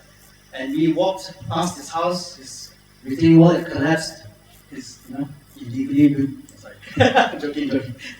And we walked to the end of it, and we looked up, and we looked down, and you could not see the end of the landslide. This is the landslide that went from Woodside Bungalow on Upper Tunnel Road, all the way down, past Viaduct, all the way to Dr. Malik's house, Fairmount. It was really quite a sight to behold. Shocking, yes, indeed. So this was the G-track, yeah? And I just remember driving through it and going, oh my lord, and this image, I was quoted in this article because the chap, the editor of the Star, messaged me and said, Mr. Tan, I would like, have you seen this photograph? That is our bridge lying away in the front there, next to the two big landslides on our trail. And of course, the iconic Penang Hill Mosque and Penang Hill Indian Temple in the back, in the top of the picture. And my heart sank. I wasn't sure whether to be happy or sad or shocked or panicked to see this, that this is going to be on the front page the next day. And he asked me for a quote, and I remember thinking twice, thinking 3 times, and not sure what to say. So I gave him the most diplomatic quote I gave. I cannot remember right now, I'm sorry. But anyway, that's lying away, our canopy walk. And this was the photo I was referring to earlier from my cover photo. So landslide alert. This is our version. It was a fraction, of course, of what PHC and the state government and everyone else on the hill had to deal with. 300 over landslides up and down the hill, big and small. In our case, we had over 30 along our trail, our 1.6 kilometer trail, which is right on the verge of the Bukit Kerajaan Permanent Forest Reserve. The thing I think I wish to highlight here is that we had just completed the park in October that year. We had rushed the completion of our Langan Way Canopy Walk in time for our fire blitz in October that year. And then a week later, this happened. So I remember meeting with my bosses in Hong Kong just before I came back to Penang, just to do a little huddle with them. They said, go back, do what needs to be done. And they said to me, I remember Reza saying to me, our young MD, he said he was almost in tears because of the images that were coming from Penang Hill and coming from our park, to our phones. This is one of the big ones that we had. This is actually our butterfly bank below Bel Retiro Gatehouse. We have literally just completed the repairs. Sorry, we repaired all this and reopened. And then in 2021, another landslide happened. A big boulder the size of a small vehicle came down, disappeared came out of nowhere at Gatehouse, and undone our trail again. So we just finished repairing that, and thank you very much to PHC and the state government. They are now repairing the upper slope. Yeah. So it was really a team effort, on the road to recovery. So that was what it looked like before on the right. Yeah. We lost a lot of mature trees, as Mr. Shah said earlier. To this day, of course, we will probably never get them back. They were over 100 years old in many respects. This is the second large landslide we had on our trail, just below the Indian Temple and the mosque. We had another landslide here last year during the rainy season. So every year, quite frankly, whenever the rain starts, the rains come, we all wake up every morning and go, wait for the sit rep, the start report from our team on the ground. And that on the right, you can see how forested it was before this happened. Today, actually, I think IR or English showed a picture earlier of what it looks like today. A huge gabion wall that stretches at least 100 meters, almost 80 meters or so. And thankfully, however, And this is something which I really thank PHC for doing and for pioneering and for doing on this scale. I don't think it's been done anywhere else in the world or in Malaysia, is to make sure that the repair works and the rehabilitation works were done in a green way. They were done in a green way, and they were done without creating a highway in the forest, yeah, or a jungle of concrete, as Nikish put it earlier. So this was one of our rest areas. This is the devastation that we had on the trail. Yeah. Sorry, that's it. More landslide photos. Many boulders, of course, came down, up and down, 30 over places. This is quite a bad one, right? At our fragrant garden near our exit. Yeah. And this was the process of recovery. In an effort to meet the timeline set by the state and by PHC to reopen as quickly as possible, we quickly scrambled and we decided that we will not be able to address the bigger landslides in the front immediately. It will take time. In fact, it took us another year and 9 months to finally reopen our entrance. After we reopened the Penang Hill and the park together with Penang Hill on the 30th of December 2017. So this was one of the things which I came across on my one of my visits during the repairs, during the repair period. You see these shots, you saw some pictures of this earlier. We didn't use any dynamite here. We couldn't get a police permit. I'm joking.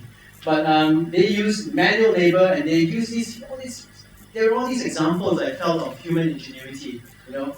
And the teacher always points out to me that, you know, Penang Hill, especially the train, you cannot use machinery.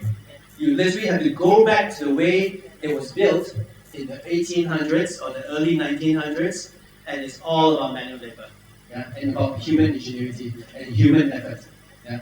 So this is a great example of it. In the meantime, of course, we had a very young team, average age probably 25 or less. Many of our team were not comfortable or confident to come up the hill every day to help with the clearing work on the hill. However, a group of our Bangladeshi workers who lived up here went every day to the middle station to lend a hand. And I know that this is true of every single business owner and resident on the hill, from Sakti, from the 4th generation kacang stall and the Dataran, to Mr. K.P. Ong, of course, here on my left. Of course, our heroes here, Shah and Lingesh and Dato, yeah, and everyone, IR Yao. And of course, you know, David Brown, and so on and so forth. The list is long, yeah, and storied. So in our case, we had a huddle in our downtown office, our young team, and we decided that we just could not sit idle as well. We needed to also contribute to the recovery effort and to try to help in our own way. So a lot of our team spread out and went to all the affected villages and kampongs at the base of the hill. This was, I believe, in Falin or Ayatam, where there was actually loss of life in this particular spot, in this particular kampong. And we contributed in every way that we could. Yeah.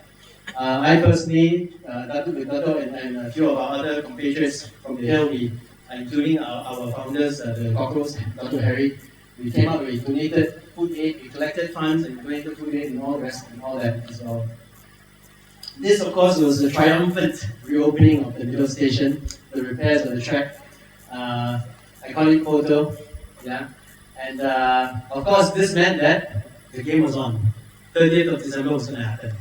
And it was so important, I remember discussing with Dr. at the time, how significant it was to reopen before the end of the year.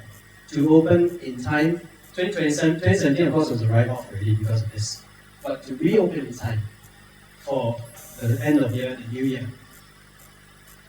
And of course, all the iconic headlines of the time. And so as I mentioned, we had to pivot. We had to quickly think fast on our feet.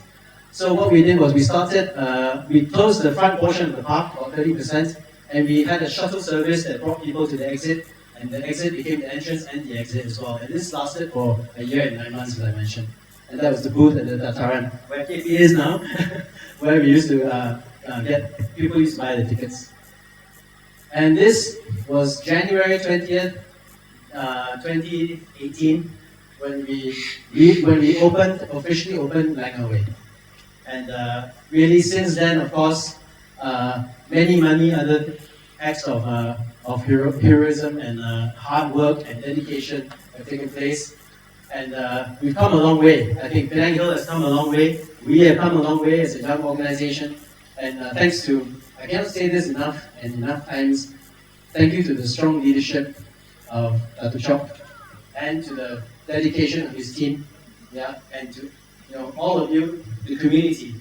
To me, the story of the 2017 landslides and disaster on the hill is one of community, human spirit, human ingenuity, and brotherhood and sisterhood and bonds that endure to this day and form a very strong foundation for the future. And I believe that we've got UNESCO now, we've got all these accolades coming our way because of all the hard work, and I'm sure there are many more good things to come.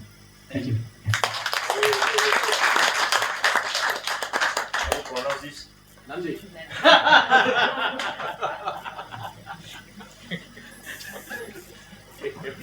Okay, thanks Dr. Chok, English and the team here. Thanks everybody for coming for today's talk. Okay, we have talked so much about what happened in 2017, and it's about how many years today? 5-6 years. Yeah, 5-6 years. Very easy for me to remember. If Nature Walk is 6 years, that means that was 6 years before. Okay, we launched Nature Walk just 1 week before the November 4th landslide. And I still remember some of my guides that came after all the training. They are supposed to be doing the guiding work, and while we are cleaning the trail, they were joking among ourselves, hey, you didn't train us for that. Okay, well, what I would like to do here is that, of course, I think all of them here have talked a lot about what happened and what we have done, and PhD have done, the state have done, and those experts have done to the hill. But what is important that I'm going to share with you today is that the before and the after today.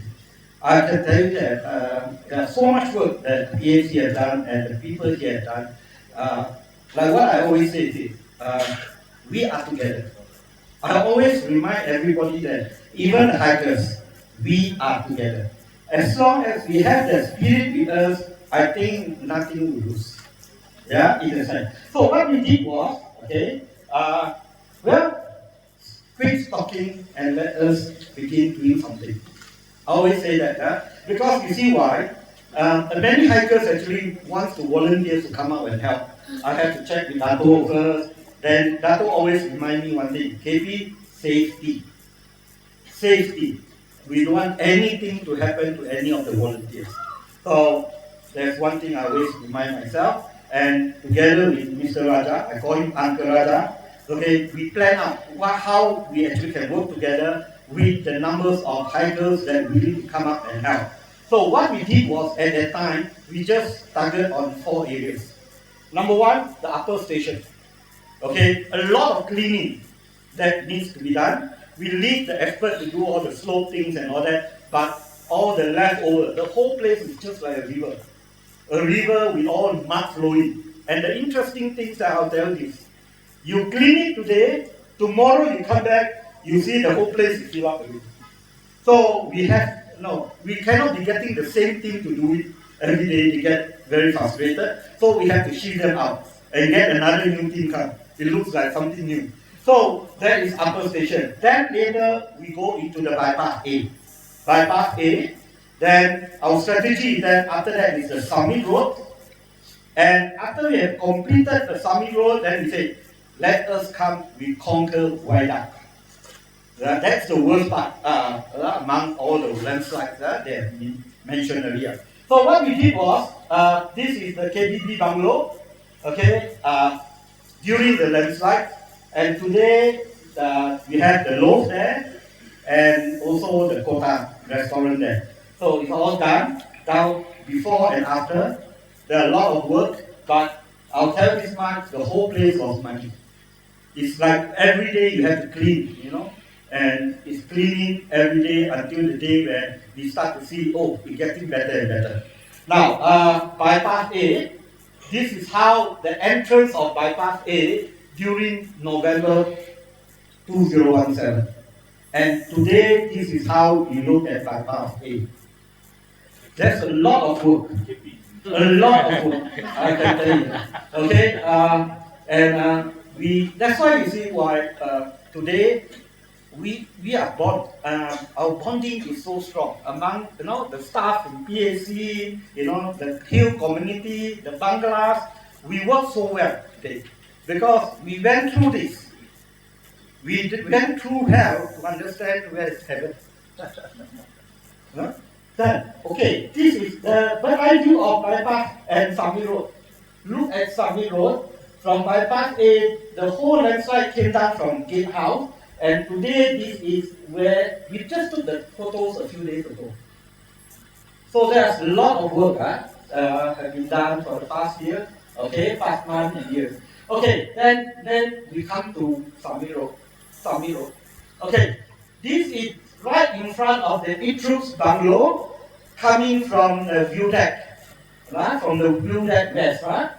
The whole slope came down with all the trees, and today, this is the lamppost, now it's straightened already, thanks to DND. The same lamppost is still there, yeah? They just managed to get it right, yeah? So, this is how it looks like, before and after, okay? Now, next, this is right in front of Sri Merdeka. There's a slope that going to the side of the habitat district track, just in front of Bukit Pinang bungalow. This is how it looks like. Today, this is how it looks like. So, there's a lot of wood, yeah? Now, and there's a lot, all this soil, where to go? Where to go? We can't find a place where to deposit all this soil. So what we did was, we took it, and this is what we did at the 𝐒𝐬𝐤𝐴 garden, which is opposite the post office. And today, this is how it looks like, the 𝐒𝐬𝐴 garden. Okay? And after that, this is just the slope at Raj Bhawan's bungalow. Okay, with the help of Alan and his team, this guy, on that day, they were up there. I said, what are you doing? I still remember. Okay? I said, what are you doing? They said, we don't know what to do yet. I said, just follow me. Right? Just follow me. And they said, you got to clean this up first before you go back. They were like, okay. So that's how the spirit of working at that time, we just put aside any status, anything, and Uncle Raja every morning was briefing us, hey, KP, you lead this team to bypass A. You got that clean. You lead this team to that. So that's how we work. And we enjoy it. We enjoy doing it, and we are talking positive. So everybody that starts to say something that, wait, when are these going to finish cleaning, man? I say, forget about talking about that. Just do it. Remember, Nike said just do it. So that's what we do. But today, we have even a bicycle garden there.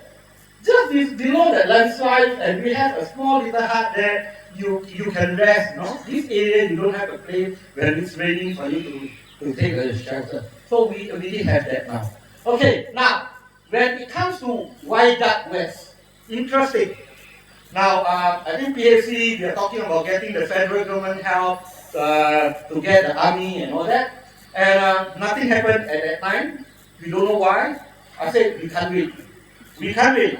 We actually went to approach the Regiment 509 Watania. I was from there. We talked to them, then they said, okay, but if you just depend on just the volunteer, not enough. What I will do is that, why not? You know the commander of Battalion 2, okay? Why not you just go and talk to them? When I went to talk to them, they said, very simple, maybe just get a letter from Penang Hill Corporation. We sent over the letter, that time Halim was there, and you know what? That they actually get the Regiment Askar Melayu from 502, Sungai Petani, to came over.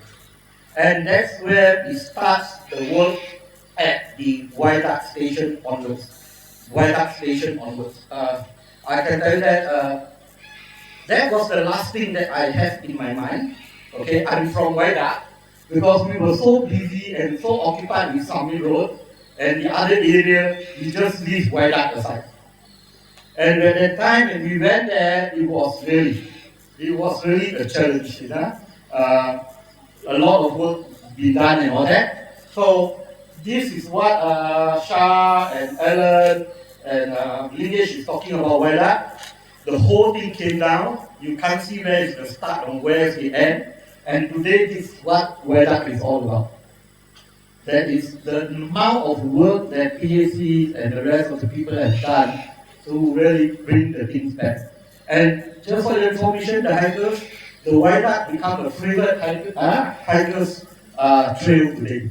A lot of the hikers are walking along the trail. Now, this is the one coming from the west to east, just in front of Tosari's entrance. The whole thing came down. That one was at least 15 trees that is close to 100 years felling on that trail. And this is the maintenance boys, the bungalows, went through that. We had to crawl up, crawl down. It's something like obstacle course for us. Yeah, to get it all done. Yeah, today that's how it looks like. Okay, and this is from the 12th Veda. The whole slope came down. Okay, the boys already start working on this. They start to do some replanting and all that. This area is a little bit challenging for us to do anything. You know why? The sunlight is directly hitting on the slope. So whatever you tanam pun tak jadi. So I was joking with Uncle Raja, say that if nothing works to plant, maybe can try coconut. Okay, but yeah, trying and it's working now. Now they already start work there already. And now, finally, this is the entrance to where I was born. This is how it looks like. Then finally, when I went there, this is how it looks like. Okay, today it's all done, and that is where Nature Green Farm is all about. So what is important here is that it's not about just cleaning up the mess left from the landslide. The landslides actually allow us to work together.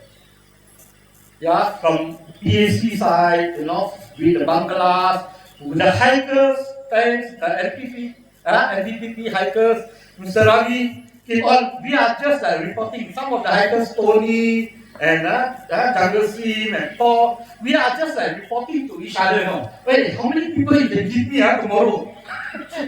No, we are just doing that. We, irrespective of who you are, who am I, then we will start communicating with Mr. Raja almost every night, you know, to plan and see what we need to do. Say, no, GM said, by 2 months, everything has to be ready. I said, then do it. What to do? Just do it, you know. So we are together. And I never forget the Jeep services, the people from the Jeep services, the Jeep from the Habitat, from the Bellevue Hotel, they picking up the hikers up, you know. Then in the evening, drop them back again. You know, that's how it creates the bonding among ourselves. But like what I say, when things happen, it happens for a reason. And I tell them this much. I always remind everyone out there, we cannot afford to fail. Penang Hill. So we got to do it the best. Because people are looking at Penang Hill. If Habitat fail, means we fail. If PAC fail, means we fail. It's not about nature walk. I always tell my guys, it's not about us. Just it's about everyone. Okay? Thank you. I'm going to open for questions, but before, I've got to clarify, the whole presenter sounded like I'm a slave driver. Well, this 2 months started because there's a reason for it. So when we did, I came from background of development as researcher, former CEO, half academic. So I take the data-driven approach. So the first 4 days, Shah and his team hike up the hill twice, sometimes 3 times. Anybody can hike up to any foot 2 times a day, twice a day, and come down and go back again. Hardly actually. So it's to map out all the situation, take all the pictures, and then we, it's mentioned that 7:30 a.m. we start on leave, right? I'm in the office 7 a.m. I'm the last to go back most of the days, 9 p.m., 11 p.m. So because we discuss a lot, tap into everybody's brains, and then strategize them, where do we need to start first? So we decided that the punch through is the most important. Heavy machinery must be able to go up the hill. So we coordinated with JKR. From the top, we have residents. From the bottom, we have JKR.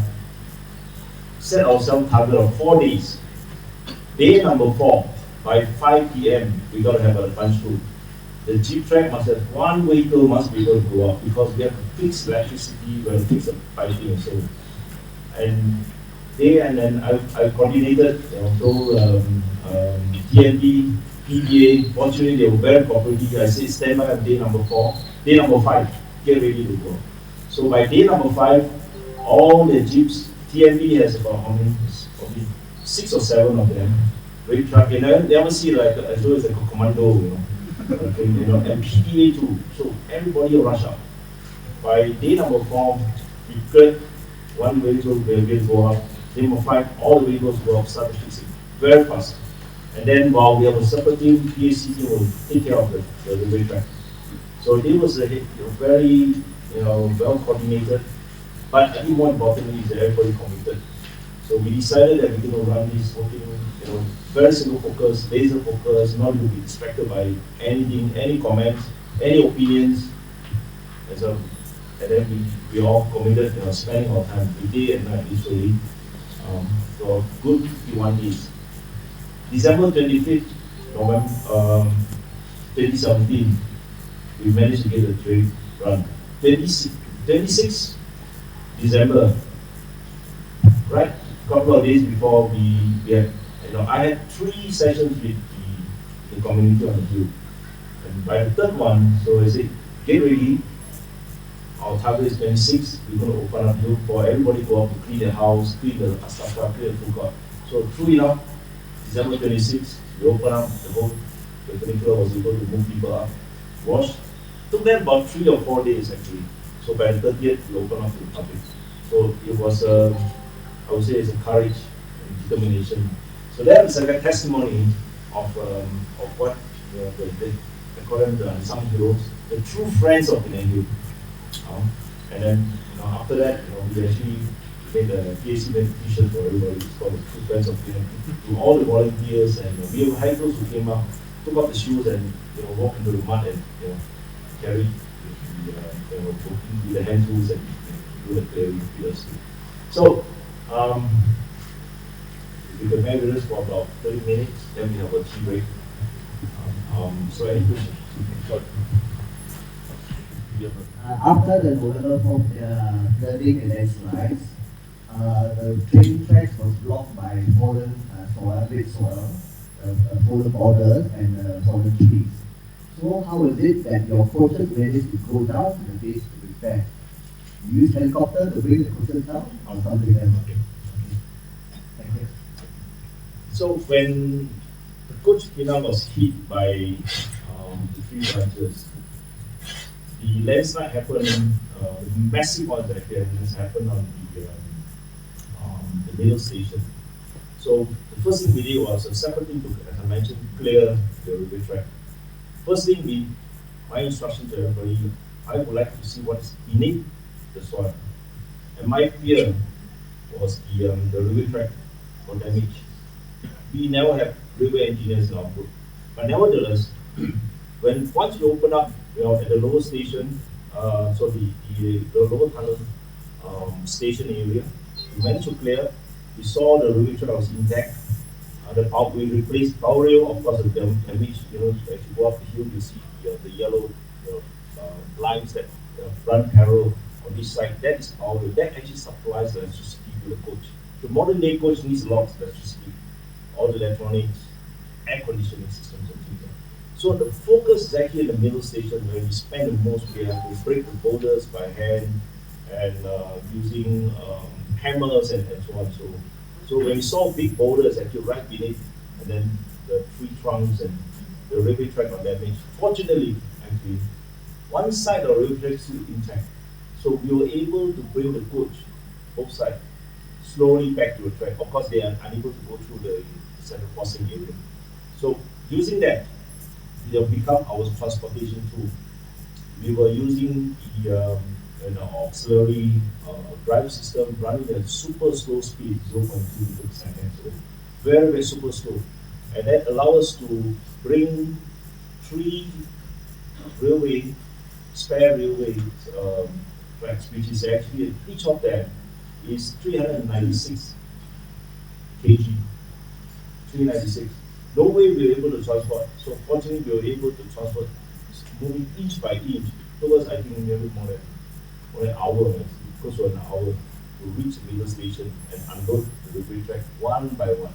So even if we have to design a simple tool to run experiments such that the railway track will be able to be transported. So we did a lot of experiments, and then we replaced the railway track. We got a contractor to come in and help us, and after that we were able to get the coach back and fully repaired the Penang coach. The Penang coach has to be repaired. We had contractors. If I recall, our air conditioning, the fan, the radiator, the filtration systems, the filter, and so on was damaged. So we have to order new ones. Even the railway track too. So we hand carry stuff to KL to get some consultation, and then one of my colleagues, actually young colleagues, took a night bus to go see a civil engineer who has built railway track. Happens to be my cousin actually. And then the very next morning we took a bus back, and then we ordered parts actually from China. So many vendors, nobody wanted to sell anything. So the butterfly clips, railway, and so on. So it took a lot of effort. Finally, found one, sympathized with us. All we needed was only 100 pieces. When you have a big factory suppliers, they supply, they build railway track that is in hundreds of kilometers. They have a lot of that nail and then the butterfly clip is actually along the railway track. For 100, it's more like sample sizes. Finally, each of them weighed about 1.1, 1.2 kg. 100 pieces or 100 kg. So back, I was the only one that can fly into China and out without a visa. This happened. Yeah. So I was the only person. Even then, after consideration, I'm unable to hand carry, ship through the check in 100 kg of metal with the boxes and things like that. So we have to ship them over in an express shipment. So it costs us a lot of money, but it's well worth it. And then we keep on every day. We have to discuss problem in the morning and give ourselves enough time for the full day to solve it, and then I get a team to report back. By 5 p.m. we have a very short briefing, and then the next morning the routine. Every single day, Saturday and Sunday too. Whereas in the evening, that's where I time I think about solution. Whenever I got all the briefing, so I will be at home or in the office until 10, 11 p.m. figure out what to do. The next morning, same routine, 8 p.m. we get everybody go out to work and come back. So every single day, very disciplined, very focused, and finally we managed to make the whole run. I told everybody we're going to fire the cylinders all out, and that is the target. Why do we target 60 days or within the 2 months? Because the economic losses, livelihood losses, the residents unable to go up and come down. This train served the residents for 100 years. The substations, there's no vehicle to be able to go up. People got to go to schools. During the landslide, we have residents actually walk daughter down every day for the SPM exams. So when I saw that becomes our kind of motivation to move faster. part 2, part 2, the same question, you managed to bring the coach down to the base. Was it prepared in situ there, or you take the coach somewhere else and then the engineer will prepare? No, in situ. Oh, Because in the coach, when they put it in this originally was using a very large crane to bring that in. So we are unable to do that, so we have to fix everything. So fortunately the coach wasn't badly damaged, it's only constrained and was damaged, and we managed to find the local suppliers to replace it, and we also have spares. That helps us. At any one point we have at least a complete set of spares, except for the push body. To be able for us to fasten around. So the glass, all meant to repair the glass also, like broken glass. Hi, I'm Maureen Ng. First of all, congratulations. I think it was a job very well done. And to hear it from you all who have been hands-on this, it's really quite fantastic. I mean, the amount of, the size of the boulders, I mean, it's scary. The amount of mudslide and amount of trees down, it's terrible. But really, fantastic teamwork and well done. My question addresses a bit on the future. Because of your experience with this, are you all completely put off with new projects? I'm referring to, I know some of the hotel resort projects have been shelved. Will you reopen looking at these projects, or have they been shelved permanently because of things that can happen on Penang Hill? Very good question. The development will go on, and I firmly believe that the hill need to carry out sustainable development. Sustainable is a very big word, but what I think is more like a careful development. Taking through engineering, science approach, and balanced approach, in development. The hill is very attractive for everybody, and then so we will need to continue to develop the infrastructure, strengthening the infrastructure, I call it, and then they will continue to do so. So we have people continue to monitor, we monitor the drains, we clear the drains, ensuring the water has to flow out as quickly as possible, and so on. I think that's the maintenance side. And as far as future development, what we are doing now is, we are strengthening the viaduct structures so that it can continue to serve closer to growth for next century. That's our goal. Hotel development, so since then we have come out the renewed special area plan 2020, putting in place the policies and guidelines, and where how we should develop the area. But it's very important.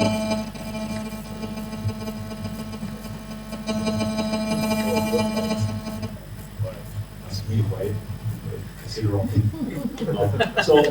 So we have a policies and guidelines in terms of how we approach development, slopes, and design. So those are the ones that serve not just as a guidelines, but also as reminders for some of the hill is fragile.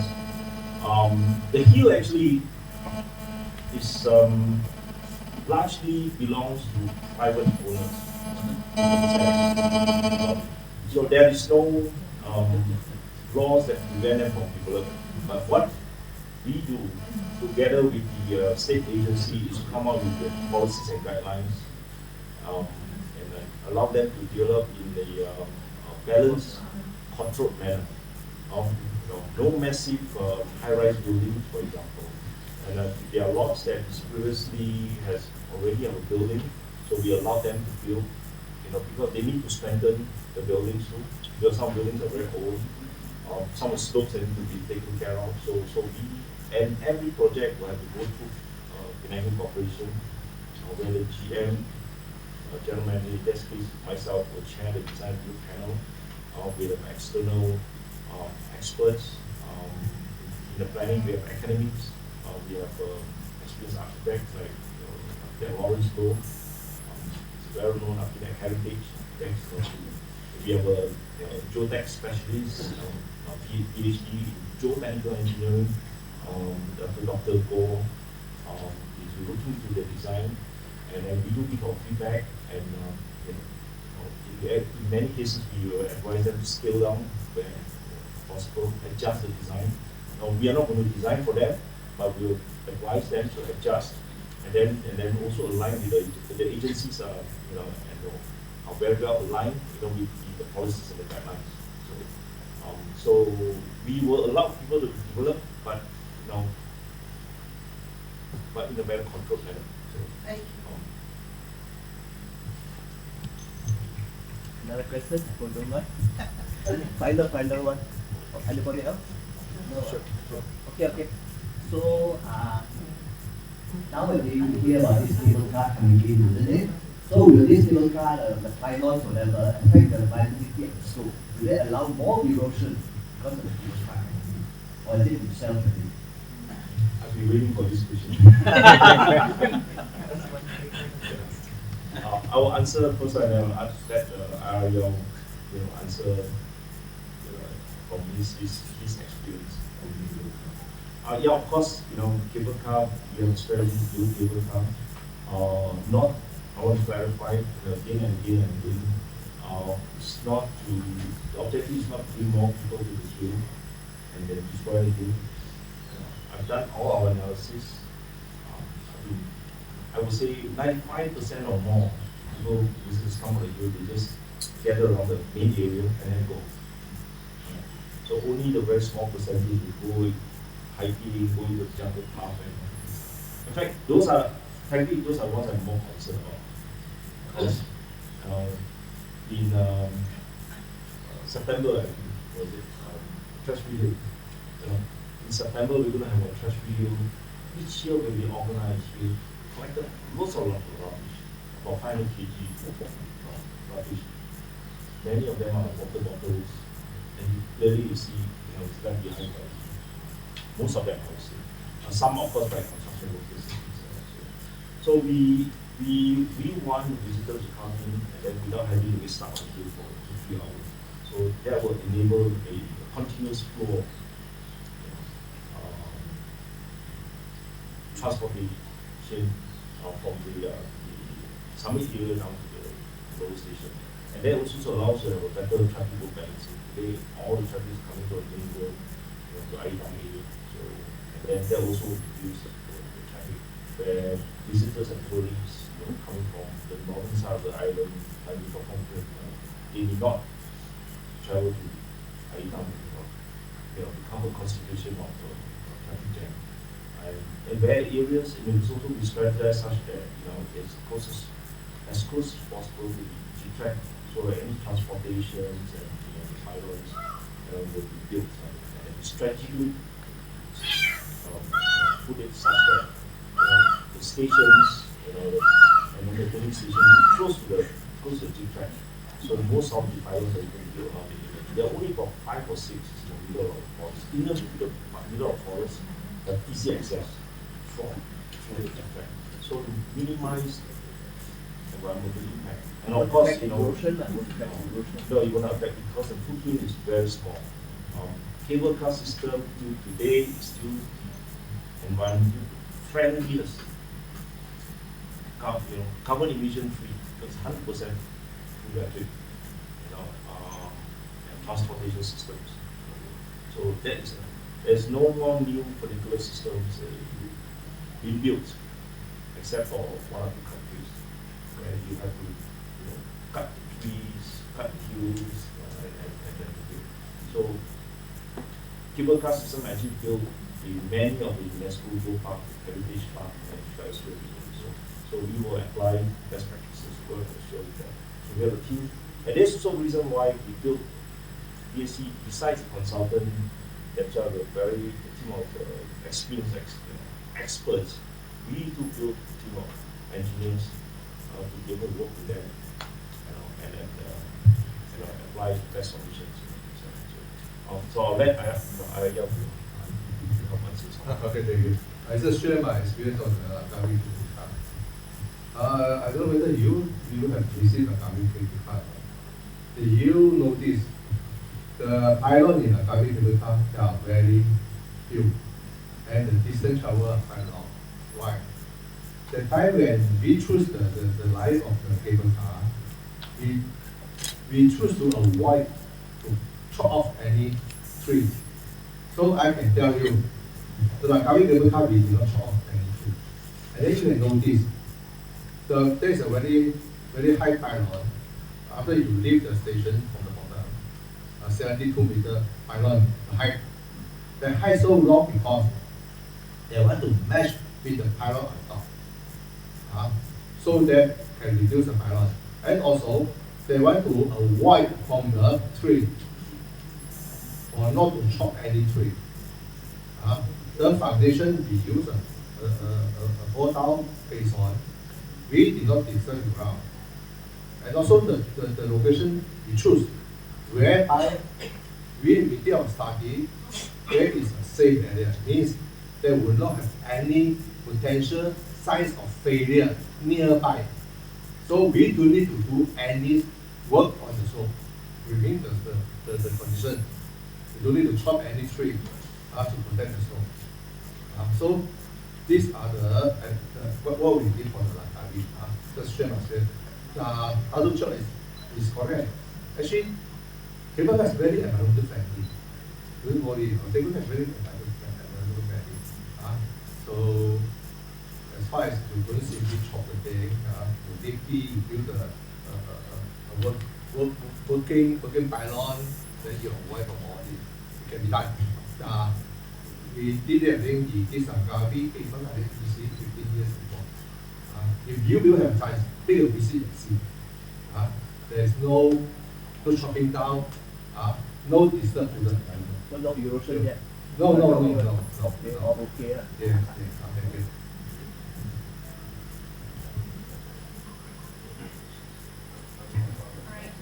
Any more questions from the floor? Comments or feedback? All right. So, yeah. Yes. So if no, then we are going to put an end to the session today. And before we end, I would like to take this opportunity to also inform our floor that just now, because our talk today is mainly about landslide recovery efforts, right? So we actually published the Rejuvenating Penang Hill November 4, 2017 landslide pictorial following the landslide that happened in 2017. So mainly it covers our the pictorial, the photos of the landslide, and also what happened, what were the recovery efforts that have been done. So this year we are also releasing the sequel to Rejuvenating Penang Hill, which is Revitalizing Penang Hill. So Revitalizing Penang Hill also captures the healing journey of Penang Hill and also traces the efforts made to rebuild and also restore the glory of the hill after the November 4, 2017 landslide. So the images in this pictorial serve as a reminder of the tragedy that struck and also the spirit of our workers, volunteers, community members, and also the endless effort to ensure Penang Hill remains the crown jewel of Penang and Malaysia for generations to come. All right. So stay tuned for the release of Revitalizing Penang Hill.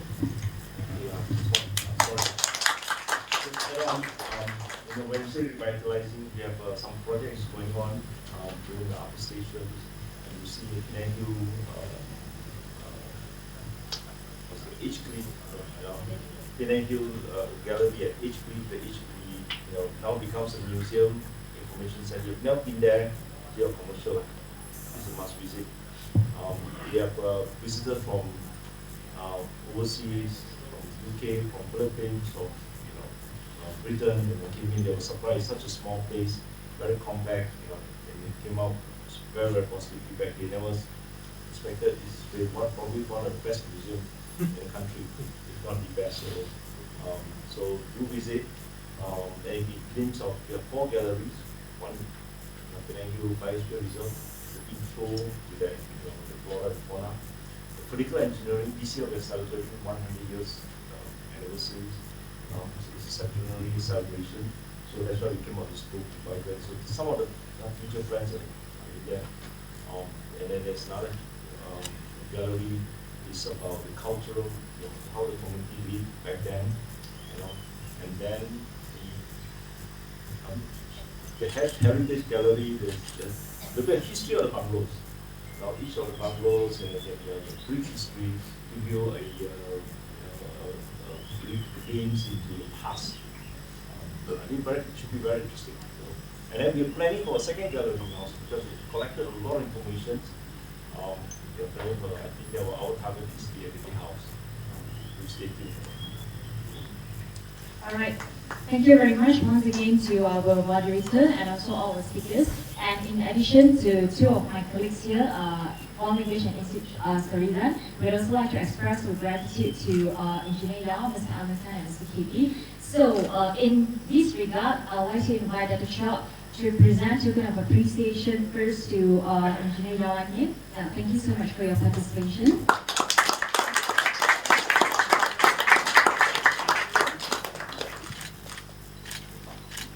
All right, next I'd like to invite Mr. Allen for Dr. Chok to present souvenir. Token of appreciation to Mr. Allen. And then next, Mr. 𝐾𝐵. Thank you so much for your participation.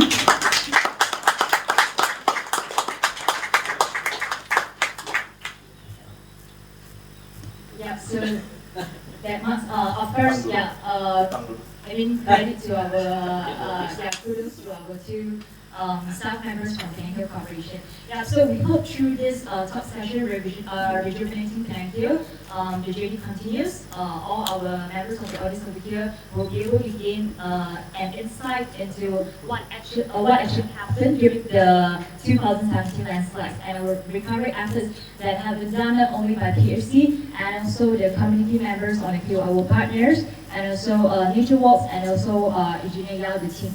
All right, thank you so much, everyone. And now we'd like to let us take a group photo together, okay, to commemorate this occasion.